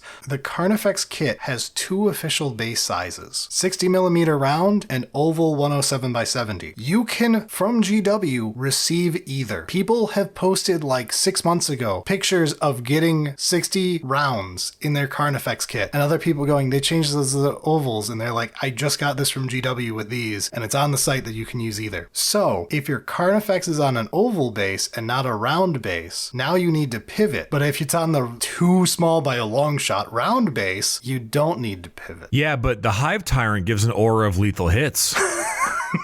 I mean, that is nice. Didn't want to have that discussion. So maybe I'm weird, but I don't like the Carnifex. I know it's the most iconic Tyranid bug out there, but it's so old and derpy and dumb. I like that it looks like Kha'Zix from League of Legends, and it's not as ugly as the new one. I hate you. I hate everything you stand for. Don't bring me back to my old days. Remember that time? Anyway, Exocrine has strength 9 on its gun, which is awesome, and the Tyrannifex has D6 plus 6, making it into a giant Tyranid railgun, as opposed to Lamau, I rolled 2 damage. Yeah, 2d6 versus d6 plus 6 is quite a difference. Can I talk about the newest rules interaction that has shaken the nation? All right. So, the Nero Tyrant is called out as leading Zoanthropes now. Now, this is actually pretty big, because Zoanthropes have not an insubstantial profile. They're actually somewhat tanky. They also have brain blasting las cannons and a smaller variant for them as well. With the new synapse change for Shadow in the Warp, there's a good chance that within the 6 inches, they can hit them with those Mortal Wounds suck ability, which is kind of neat for the mortals. Also, the Nero Tyrant gives the unit it's leading +1 to hit, and if they are attacking a battle shocked unit, +1 to wound, which was normally nothing burger because it was on Tyrant Guard. Neurogaunts were terrible and Tyrant Guards did nothing, yeah. Exactly. What's even funnier is the Nero Tyrant is a monster. Therefore, Zoanthropes in combat are a monster unit and can utilize Big Guns Never Tire to fire their brain las cannons in combat with the Nero Tyrant leading it. I was mentally aware of the rest. I didn't think about big guns. It's really, really funny. Just that kind of thought process of now my Zoanthropes are monsters because my Nero Tyrant is here, and now I can shoot into you in the face. Okay, you sold me on that one, because I was like, yeah, I know, this is good. And then you were like, and big guns, I was like, oh my god. Because that's one of the worst things when your Zoanthropes zoanthropes get tied up, they're done. A Nero Tyrant with 6 zoanthropes is 305. It's really not that bad, honestly. I am a big fan of all things brain bug, so... Not to mention that the Nero Tyrant stonks are probably going higher now that it can send off synapse to smaller units and let them run out with their +1 strength. Yeah. Holy shit, that ability will matter. It will. I didn't even think of that fact because it's been so long since anyone has ever cared about it. Speaking of that, World Leaders got nothing. All right, we're done. Points. So this is where a lot of things can change, because you could have got nothing and gotten point hikes, sisters, or you could have gotten something and gotten point decreases. So let's start off again back in order, sisters. Massive point increases. So, hi, Sisters person here from Eat Shit Brad Incorporated. Sisters Codex might be stronger than Index Eldari Codex. Yes. At the start of 10th. Now, Sisters' whole shtick is always mediocre data sheets, mediocre everything, with absolutely busted rules. That's kind of how they make their cut. If you have read the new Codex rules, they are insanity. And the idea that these sisters would be pointed at where they are now would be absolutely ridiculous. It has to be. Just looking at one of them, they got like 55 points to 85 points. Reminder that without all of the updates in the Codex, they were already one of the best armies. So, as we have harped on many times, most codexes operate about 9 months to a year too late on information because of physical print requirements. The sisters a year ago were pretty bad. They have received excessive point drops over the time, as well as other armies being nerfed as well, which is why sisters right now are very, very, very good, which is the weird in-between where,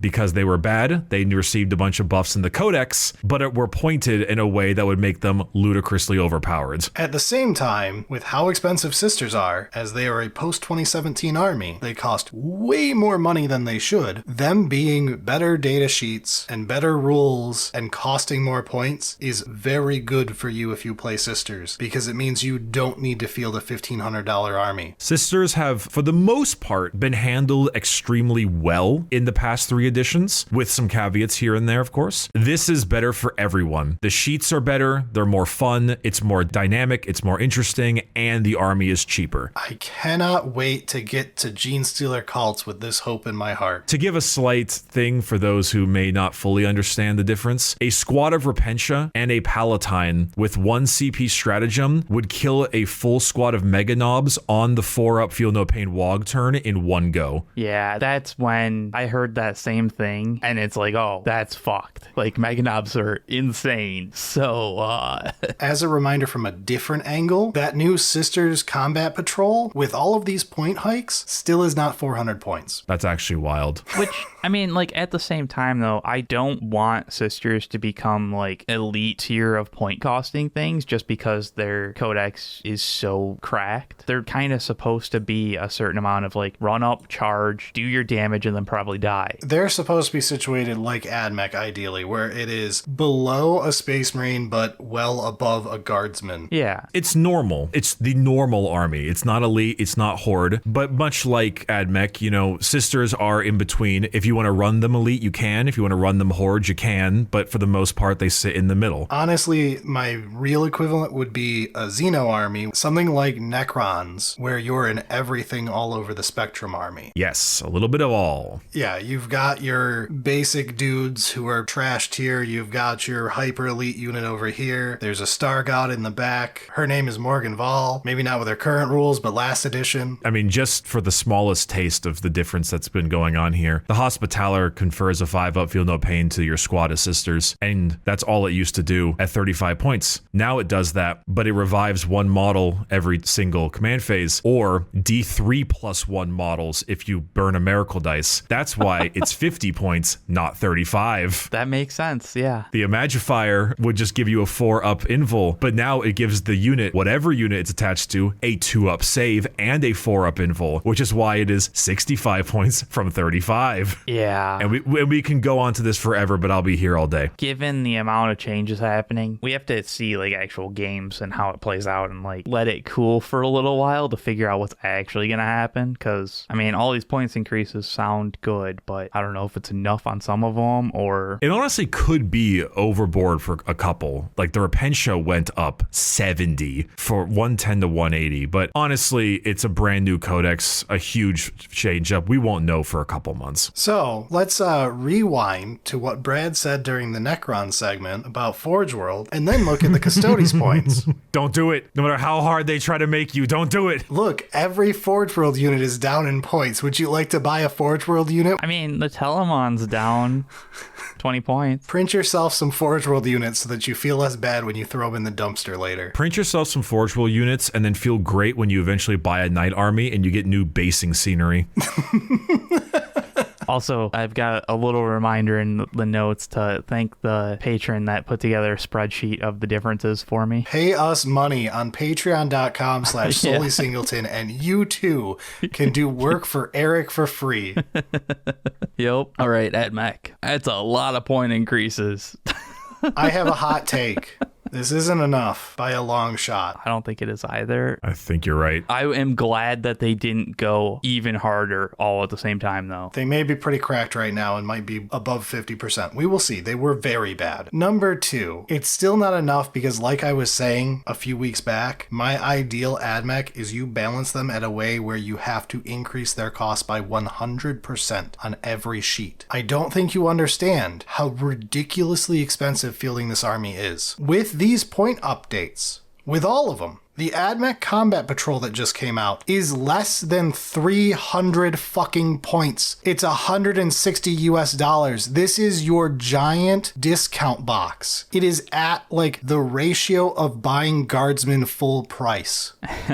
This is beyond Horde level pricing. It's insane. And this is after the points update that made them more elite again. They need more. I appreciate what happened. This will help. I do not want everyone to just be like, good enough, see you next edition. This is still fucked and we need to talk about it. It's on the right trajectory of the army rules are becoming good. The points are going to increase, but we need to make sure that they don't nerf the army rule type stuff because, oh, they started doing good. It's like, no, just keep increasing the points and make the army rule better until it's needed kind of thing. Don't be scared about the fact that all these points went up. Your army's increased its power quite a bit. Doomcrawler's 160 points now. Oh no. The Doomcrawler 160 is looking very yummy. Yes, it is. Let them be strong. They've been beaten this edition. Yeah, they can have their fun in the sun. Eldar, you got stuff. Your Phoenix Lords were not very good, and so they made you run them more, and your Aspect Warriors were like not running them with the Phoenix Lords, so they're a bit more expensive. Run them with your dang Phoenix Lords. They're doing fine, right? I'm not just crazy. They are doing totally okay. I believe they are doing the classic case of around 50 to whatever or something because they are a hard army to play, but they occasionally take tourneys, but not as much as they did. And the general player base is still so mad about Eldar from early edition that like you just want to be ignored right now for like another 6 months. It's me. I'm general player base. Agents of the Imperium, nothing. So IG. Okay, so the natural course of action with hitting them with large amounts of artillery nerfs, both in detachment and core rules, is to lower the artillery cost. Field Ordnance Battery, Basilisk, Deathstrike, and Manticore all went down. I don't think they went down enough, personally. Yeah, those indirect changes are a lot. Isn't the Basilisk like 50 more points than it was when the edition launched? I think the Manticore launched at like 140 and it was 190. It's silly. Honest to God, I actually don't much care because they're not getting their lethal hits and they're having other difficulties. So I think they could have gone down a little bit more, but I don't care. I want to talk about that. I want to talk about the real stonks going on right here. The Rogel Dorn. Though they over-nerfed the Casterkin. Let's start with that. So they kind of fixed that up, which is nice to see. Armored Sentinels get regiment and squadron, so they now get lethal hits against everything forever. And they went down. Do you guys know what an Armored Sentinel's stat line is? It's like a bad version of a Dreadnought. It is T8, 2 up save, 7 wounds. Okay. For 65 points a model. And you can run a Hunter Killer on all of them. It's very funny. It doesn't matter. Rogel Dorn was already seen a decent amount, and it is very good. He went down 20. As you do. Eric, do you know what a Rogel Dorn has? We do. It's called the Oppressor Cannon. Yes. Yeah.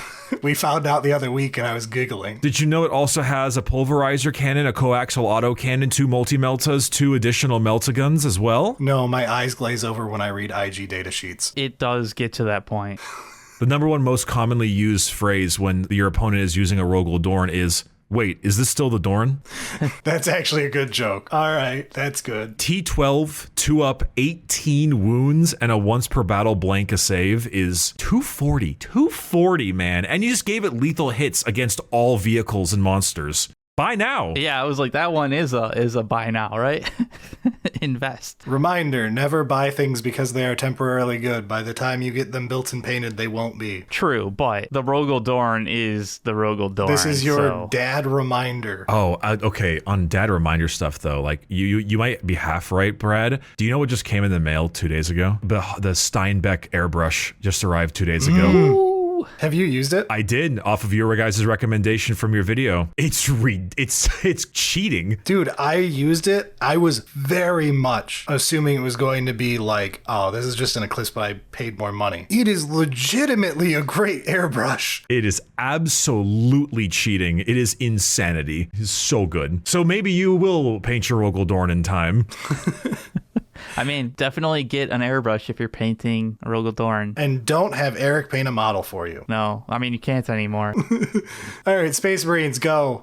Stop playing Iron Storm. Stop running the Redeemer, you dick. I actually am sad about this because Iron Storm is the type of Space Marines I enjoy because it has the least Space Marines and the most tanks. And I am a huge fan of Gladiators. I think the Reaper was one of the funnest things to play with in Space Marines in 9th. It needs more shots. The Repulsor must not be selling well because they updated it in the data slate. They dropped its points at the same time. They would really like to move those out of the warehouse. Dude, the Repulsor is just like a really good impulsor. It's just a transport with a bunch of guns. I kind of like it. I feel like it's going to see some use. It may now because they've forced it to see some use. But for some reason, the Storm Raven gunship got hit. It was very big in drop Dreadnought in your face and laugh at you kind of thing. Fair enough. Just interesting to see an aircraft do anything. It was probably the only aircraft that was doing anything. Yeah. Black Templars paid for some sins of the Gladiator, and then moving on. Deathwing Knights are up in points because they're actually playable now. They got insane buffs. Yay. Deathwatch, you exist. Count your blessings. You will be folded into Agents of the Imperium at some point. That's your best timeline.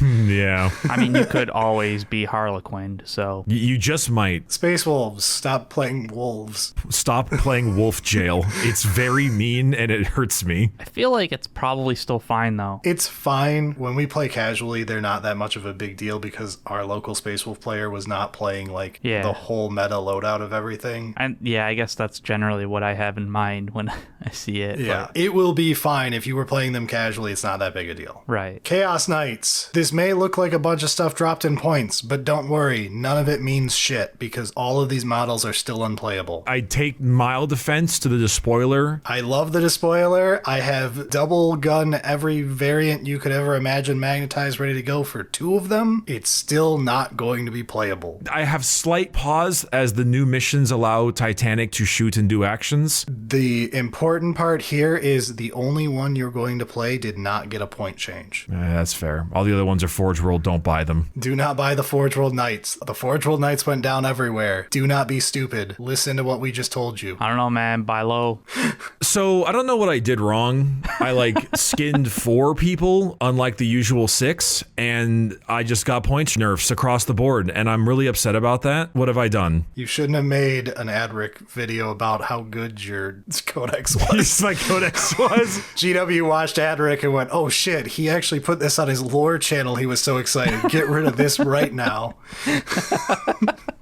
So apparently accursed cultists were seeing play in the cultist attachment and taking wins. How dare we? They're like one of my favorite things in CSM, and you aren't allowed to play the cool new model GW just sold you. And for the first time, the meme detachment is actually doing very well, and you can't have that. I'm actually kind of mad about the Venom Crawler getting a random point nerf too, because Soul Forge Warp Pack. But but like it's such a fun detachment. It is. And it's like you couldn't give us more than 2 weeks. See, when it turns into a nasty thing when Vashtor's around, turning them to strength 7 and then giving them +1 to wounds, so they've got 12 shots hitting a tank on 4s or wounding on 4s. It's something. I'm particularly salty about my legionaries and raptors. What did they do? Why did they go up? My raptors didn't do nothing. My legionaries didn't do nothing. They were just kind of chilling. The vehicles got nerfed because of raiders. The Chaos Predators got hit because of raiders. And we all know what happened with Warp Talons. Yeah, Warp Talons. Wow, they got the double whammy, didn't they? They really did. They went up 50 points for the max squad. Yikes. Dude, on the plus side, think about it. That new battle force that they made 2 copies of for the entire United States, that thing's worth more points now. I don't know. It feels weird. CSM was doing well, but they weren't doing like astronomically well, I don't think so. I feel like the Legionaries point increase is the weirdest one out of all of these to me. I don't know. It just doesn't seem like a battle line thing needs to be hit out of CSM, at least this early. Yeah, it's hard to determine. Oh well, we'll see how it pans out. Demons. Demons, we got point drops. They are actually on a bunch of units that are good. Competitively, I can't say I know. Demons was doing weird shit in order to stay competitive. I would not take Demons to a tournament in any way. That said, in fun lists, basically everything is cheaper everywhere except for Tzeentch because we're paying for 9th edition still. They just don't care. Oh, hold up. We got 10 points off the Fate Skimmer. They undid the point increase on Nurglings. Fiend Stonks by now? The Nurgling one is weird because they only lowered the points at high amounts of Nurglings. 3 is still the same point cost, and Nurglings will not be able to do actions. Nurglings are still probably just less played than they were. Oh, absolutely. But it's nice that, like, okay, they've been hit for their OC0, and, like, we'll keep them so that they're not super cheap at the low end, but like if you're going to take a bunch of them, we're not going to charge you quite as much, which is nice. Meanwhile, if you're playing Slaanesh, you've got Demonettes being cheaper by 10 points, Fiends being cheaper by 30 points. The Khorne stuff is basically just Skull Cannon. Oh, and Bloodthirst. That one's actually really good. 15 points off. I was playing with Alyssa and it actually got me an extra unit, so I was quite happy about Bloodthirster. Bellicor down 25 points is also kind of nice. I feel like you were already taking Bellicor on occasion, and this just pushes him even harder. There was a point in the edition where you started your list with Bellicor at alt points. 325 is a good rate for what he's giving out, though. If you're looking for competitive demons, go ask Mike Pestilence. Go read Warhammer. I have not kept up with competitive demons. I would much rather, if I'm tryharding, play one of my other armies. Death Guard? Death Guard. So it looks like you got point decreases, but here's the deal. Parts of the army that you were actually like playing with your indirect fire, those got a lot worse. So your character that everyone was quick to remind me is seeing meta play right now and isn't as bad as I remembered it being, that one is now much worse. Your tanks that you were using that to buff are now much worse. So these point updates are basically to try to find you an alternate way to play where you go more Blight Hauler heavy. You probably still don't play Blightlord Terminators, but look, they're at least a little cheaper. I feel like that's a nice decrease. But then again, I like the Blightlord Terminators. For the most part, I feel like it's just one of those things that gives you some nice quality of life on things that weren't being seen much, but the things that didn't get changed at all are the ones that got hit, so. There is the nice thing for Death Guard. Tank Shock is actually good here. Death Guard is one of the armies where they had no high strength things to abuse and had tons of higher toughness stuff, although not as high as Guard, which is a whole different rant. So Death Guard actually got stonks on the nerf to Tank Shock. Neat. Drukhari, it is so minor, it does not matter. The problem is Drukhari players are mad because we're not really in a high meta position and Scourges we're seeing play, so it's awkward to hit them. It is weird, the Scourge change, because they increased at low. No, it's not weird if you know how Scourges work. Scourges are old Space Marines. You can only take heavy weapons on the first 5-man. You have to take generic garbage weapon on your next 5, so no one will ever play buy 10 of them. I took mortars specifically to kill scourges because they're one of the most obnoxious data sheets I've fought. Yes. It's 4 dark lances with a jump, shoot, jump. It's awful. Yeah, they're fucking annoying. Yeah, they're absolutely horrendous. They're I'm totally very glad. fine. There's nothing wrong with Drukhari. Fuck you both. There's nothing wrong with jump, shoot, jump on 4 dark lances. It's bullshit. I hate that so much. Here's the thing. Because of the data slate change, if you go to the index to read the new Archon, he's much better now after the data slate change because of how his old wording was versus new. So now if you keep him around with like some incubi, you're going to get more out of your Archon who didn't get a point bump. Okay. So it's like you may actually be at a net neutral. I don't know. Seems fine. So I don't understand the Genestealer Cults one. Yeah, the problem is they have a codex that comes out Saturday if your store gets it on time. Does this change the codex or? This is your codex points they built it off of. This modifies codex points. These are wildly different from your points in your index. There were a bunch that was like showing a change, and it's like, no, that was the exact same as what you last told us. So it's based off of the index, not what we know, actually. Holy. The change to Genestealer Cults in the Minotaurum Field Manual assumed you had your codex already. So the changes are based off that. The codex actually had point drops all over the place because the codex nerfed the fuck out of Genestealers. There is argument for how Genestealers could still recover. Bernie can still win. Here's how. Genestealers is in a very rough spot from everybody's preview versions that they have played. I don't think it's really a hot take right now that a lot of people are pretty upset. The army got cheaper because it got worse, and it was already one of the most expensive armies in the game. Huzzah. Yeah, I figured that this was just like classic Genestealers of they didn't know what it was before anyways, so they thought it was a change. No, it's really weird because we're getting a codex, so you were probably looking at index points and then looking at the document and being confused. You had to go look at a blurry picture on a PDF that someone took from someone's Man Read Book YouTube video to figure out what it was going to be so that you could check this. I'm not really bitching because I would prefer that these include your codexes earlier. I'm just laughing at the fact that we still have to deal with this being how we release a codex. Yeah, whatever. Grey Knights. Yeah, I mean, we got hit in a couple places that were exactly where it should have. Your Storm Raven. Your Redeemer. Your Redeemer, no! Oh, no. That model you totally own, because anyone owns a Land Raider. I have like 9. I bet you do. You play Guard. I like the infantry part of guard, honestly. So yeah, Grey Knights, I mean, yeah, the Dread Knights increased a little bit, but it's not like crazy. I'm honestly shocked that it wasn't hit harder because like Grey Knights are doing really well right now. I don't have any interest in how they're playing, but they're doing really good. Keep staying under the radar because these points are perfectly fine. All right, Imperial Knights. Would you like to buy a Forge World model, Timmy? Don't do it, Timmy. Stay away from that strange colored van. Votann, they forgot. I feel like they just don't have a solution to Votann at all, so given that they're not like a big problem, whatever. Slight addendum. Votann do have a brand new kit releasing, the Infiltrating Squats. True, which is 80 points, which is kind of hot. It is very hot. They are a little pushed, especially for Votann. So go get excited. By the time you're done building them and painting them, you'll have learned a lesson. Necrons, Doomstalkers, and Wraiths both went down because they were very good in Canoptic. You mean up. Down in Stonks, up There in we go. points. Okay. Yes.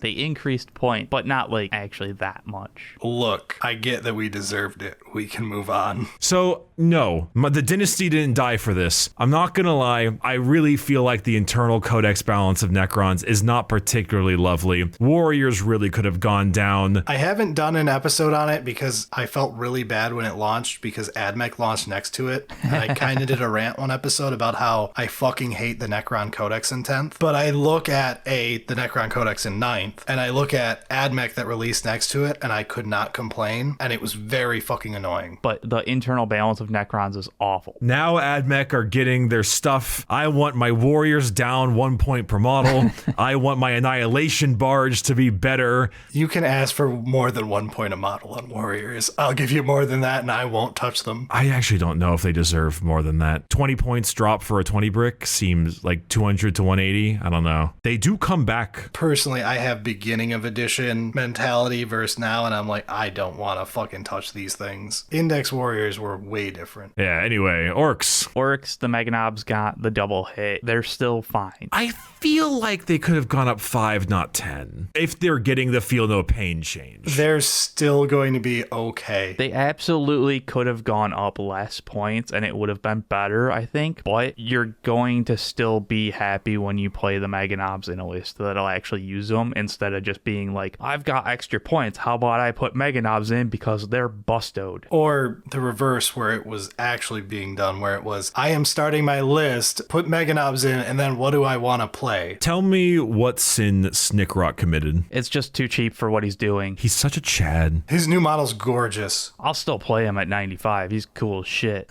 Even his old model, awful as it was, old fine cast garbage, was still beautiful for what it was. Very cool posing. He was doing the little shh thing. Snickrat's a boss. But yeah, I don't think any of this is really that big of a deal for you. Like, I think there are several good orc lists that had 0 point changes or change out one character. Yeah, I'm shocked that other things didn't get increased. Like I said, like Storm Boys. Mechs also stayed under the radar. I think Dreadmob's the one that what are they gonna do? Meganobs, I think, were hit pretty hard, but they'll still be fine if you like them kind of thing. But yeah, dude, I'm happy with where Orcs is. T guttural stop.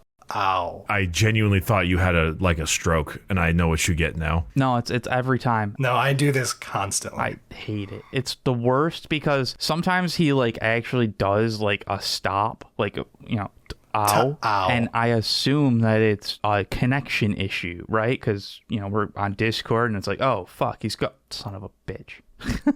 It's just long enough. Also, because I keep doing this joke, we had English majors fighting, and we found out that both glottal stop and guttural stop are both correct in different ways. So, very fun thing to learn about that weird symbol in the middle of ta'ow that makes you pronounce it stupid. Blame IP laws. So, have either of you experienced new Codex Tau yet? I have not. I mentioned this a little bit when I was watching it on stream, when, you know, the big stream and everything. I fought it a bit and also have a buddy of mine who is like a diehard Tau player. So the list that I fought was triple Riptide, triple Hammerhead, and a bunch of Devilfish and Breachers, which was always surprising to me because I didn't expect to see a lot of Hammerheads, Riptides, especially with their strength profile, and et cetera, et cetera. And so it was a close game. I ended up edging it out, but then gooning. But then I was thinking to myself, damn, like, why are there no suits? And I opened up the book and like, where are your broads? Oh. And then I kind of had like the clueless to aware emote combo, which was quite wild. So this looks great. The Hammerhead was actually pretty disgusting when they were using it against me. The Riptide actually was pretty wild too. Important defensive thing for broadsides. Broadsides, advanced armor. This model has a 4-up feel no pain against mortals. This now once again works on dev wounds. So they were 110 before, they're now 90 each? Yes. I don't know how often the dev wounds is going to matter per game, but like, you got a point drop and your ability functions on dev wounds again. Not to mention that each broadside battlesuit can take 2 shield drones, which is 2 extra wounds for 10 wounds a broadside. It's something. The crisis suits, the thing I noticed when I was playing is that the Riptides and the Hammerheads were backline and just murdering everything in sight for the most part. And he had some nice close range shots with the Devilfish combined with the Breacher teams, but there's nothing in between. There's no middle ground. And that's where I think the suits needed to be. Is it going to save them? I genuinely have no idea, but we'll find out. The Kroot are here to save the day, though. They no longer get the redeploy on after first turn. Okay, Thousand Suns. I see you, Games Workshop employee who listens to us. Know that you're a Chad. Mutalith Vortex Beast down? No absolute reason. Whoever gave me this personal gift, having just finished painting my Mutalith Vortex Beast, my second one, thank you. I'm very happy I get to play with this. This model has no right being this cheap, and I'll take it. Please never nerf it. I love my boy. He was terrible for several editions. Let him be fun. Exalted Sorcerer going down to compensate for getting a worse rule is totally fine. Very adult, beats a lot of the ways armies tend to get handled. Sots going down is cool, but there's internal balance issues, but I still like Sots, so I'll play him anyway. But I do think that's nice. Mutalith going down, though. Chad play. Bricky, somebody who's not Brad, give me a take on Mutalith Vortex Beast. I believe that Games Workshop wants to sell a beautiful model that is put together horribly, confusingly, and massively overhangs on its base. Everybody says that they had problems putting their Mutalith Vortex Beast together, but my official one, I did not have that issue, but I built it an edition ago. Everyone who's talking about it like just bought one because they're good now. I'm wondering if it's fucked up now, because like mine did not have issues going together back then. So Thousand Suns, the Mutalith Vortex Beast always felt like it really hurt a lot, and it had a decent amount of damage and chip more than it should, and it went down. So I'm frightened, Eric. I'm frightened. It's one of those, like, because I know Brad has such a hard on for his fucking Mutalith Vortex Beast, it's so difficult to get like a valid take on what the fuck it does. It shoots very hard. It was very bad for the entire time we played. In 10th edition, it came out very good. It was correct to run 3 at one point, which is why it has not been in stock in America for the entire edition, except for like 3 hours one day. It's probably still correct competitively to run like 2 of them, list depending. Very good model. I'm actually just happy that Sots went down. I like Sots. But for now, I guess this is fine. We'll find out if the Mutalith is going to ruin us. Let's move on to Tyranids. So you can't do actions if your OC's 0. So biovores and mucolid spores are low. The biovore is 40 more points than it should be now. I'm just kidding. It would be way too good at 10 points because it does have OC itself. And that actual little pew-pew guy is like, it's something. Spore mines are actually still a pain in the ass, but... Reminder, I'm pretty sure the biovore is now worse than 1 point per dollar. I would have to go check its new price. You are most likely right with that one. And I'm not saying that this is something to be okay with GW, but it is also one of my favorite looking Tyranid models because it looks like a lurker from StarCraft, and it looks awesome. Neurolictor got Synapse, which now also gives it an additional pip of strength and also an extra -1 to leadership, which is great because it proccing Battle Shock on stuff is a huge game plan. So it went up a little bit. And the Turvagon went down, which is just super cute. Sure. No strong feelings on the Turvagon. So, okay, here's my just general thought. The Turvagon gives an aura of lethal hits to Termagants, which Hive Tyrants now give to ranged weapons in general, so there's a bit of redundancy. However, now that reinforcements can only ever be used one time as a stratagem, spawning Termagants is now a thing that the Turvagon can do every command phase, and so that might, like, matter more. So it kind of went down to, like, be pushed to get a bit more, I guess. I don't know, that's my tinfoil hat theory. I mean, I could see a list that actually takes advantage of that. It's chunky. T11, 2-up save, 16 wounds, spawns Termagants. You know. In World Eaters, nothing changed enough to move a single model different in your total list, so who cares? I don't know, man. The 8-pound and the Exalted 8-pound went down a little bit. You might be able to get one more enhancement. Actually, that might actually be the change. Yeah, it actually is. It may literally be you can run a different enhancement. They both went down 5 and 10 respectively. It's nothing. All right, I think we made it. Is there anything we missed? I'd like to reiterate my original concept I said in the beginning of the episode. This is a phenomenal apple pie served to me without a plate or a fork. That's about right. Like, all the changes are solid. Really excited for how it's actually going to end result play kind of thing, but wow, is it complicated to actually figure out what the fucking rules are right now. You can blame paid for paper rules for that. I'm still like stuck on the Genestealer Cult point thing. All right, do we want to do final thoughts then? The biggest thing for me genuinely is the fact that sisters are a massive question mark, and sisters have the ability to just completely demolish the meta. So we'll see how this turns out. Unironically, like, memes aside, I love it. I think that this entire change does a lot of the stuff that I always talk about, which is fewer absolutes for the most part, more dials to turn.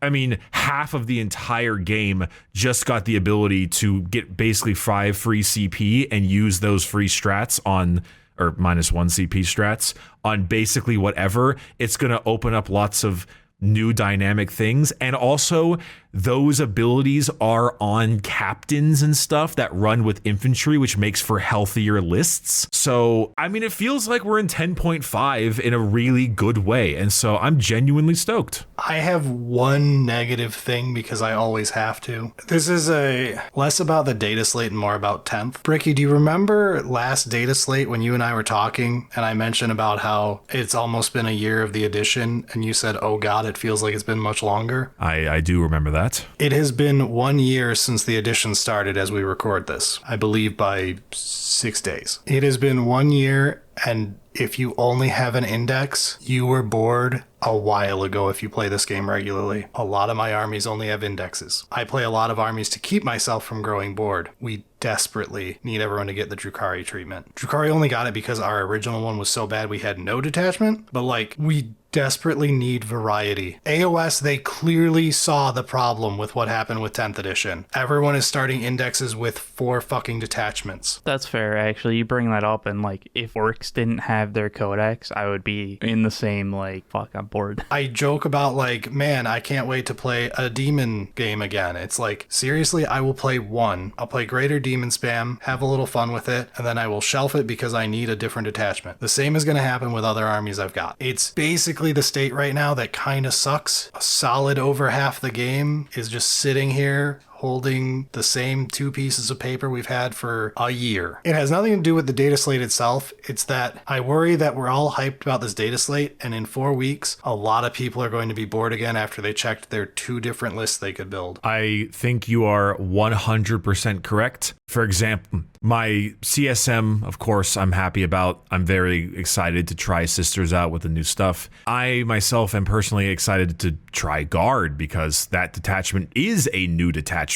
because it's genuinely just not the crap that it was before. So I think maybe I am a little bit more happy with it because I have a pretty good combination of armies, especially considering that I own a lot. But also... yeah, we're also weirdos. We're aware we are an extreme case. I know for a lot of people, they may have played 2 games this whole edition. Totally fine. That's not a problem, and it means you don't have to experience these problems. Don't worry about it. This is for people like us who are weird and play this game a lot. But to your point, you are correct. I could give a rat's ass about playing Votann right now. I just don't care. And so, yeah, genuinely, I get what you're getting at, and I think you're valid, King.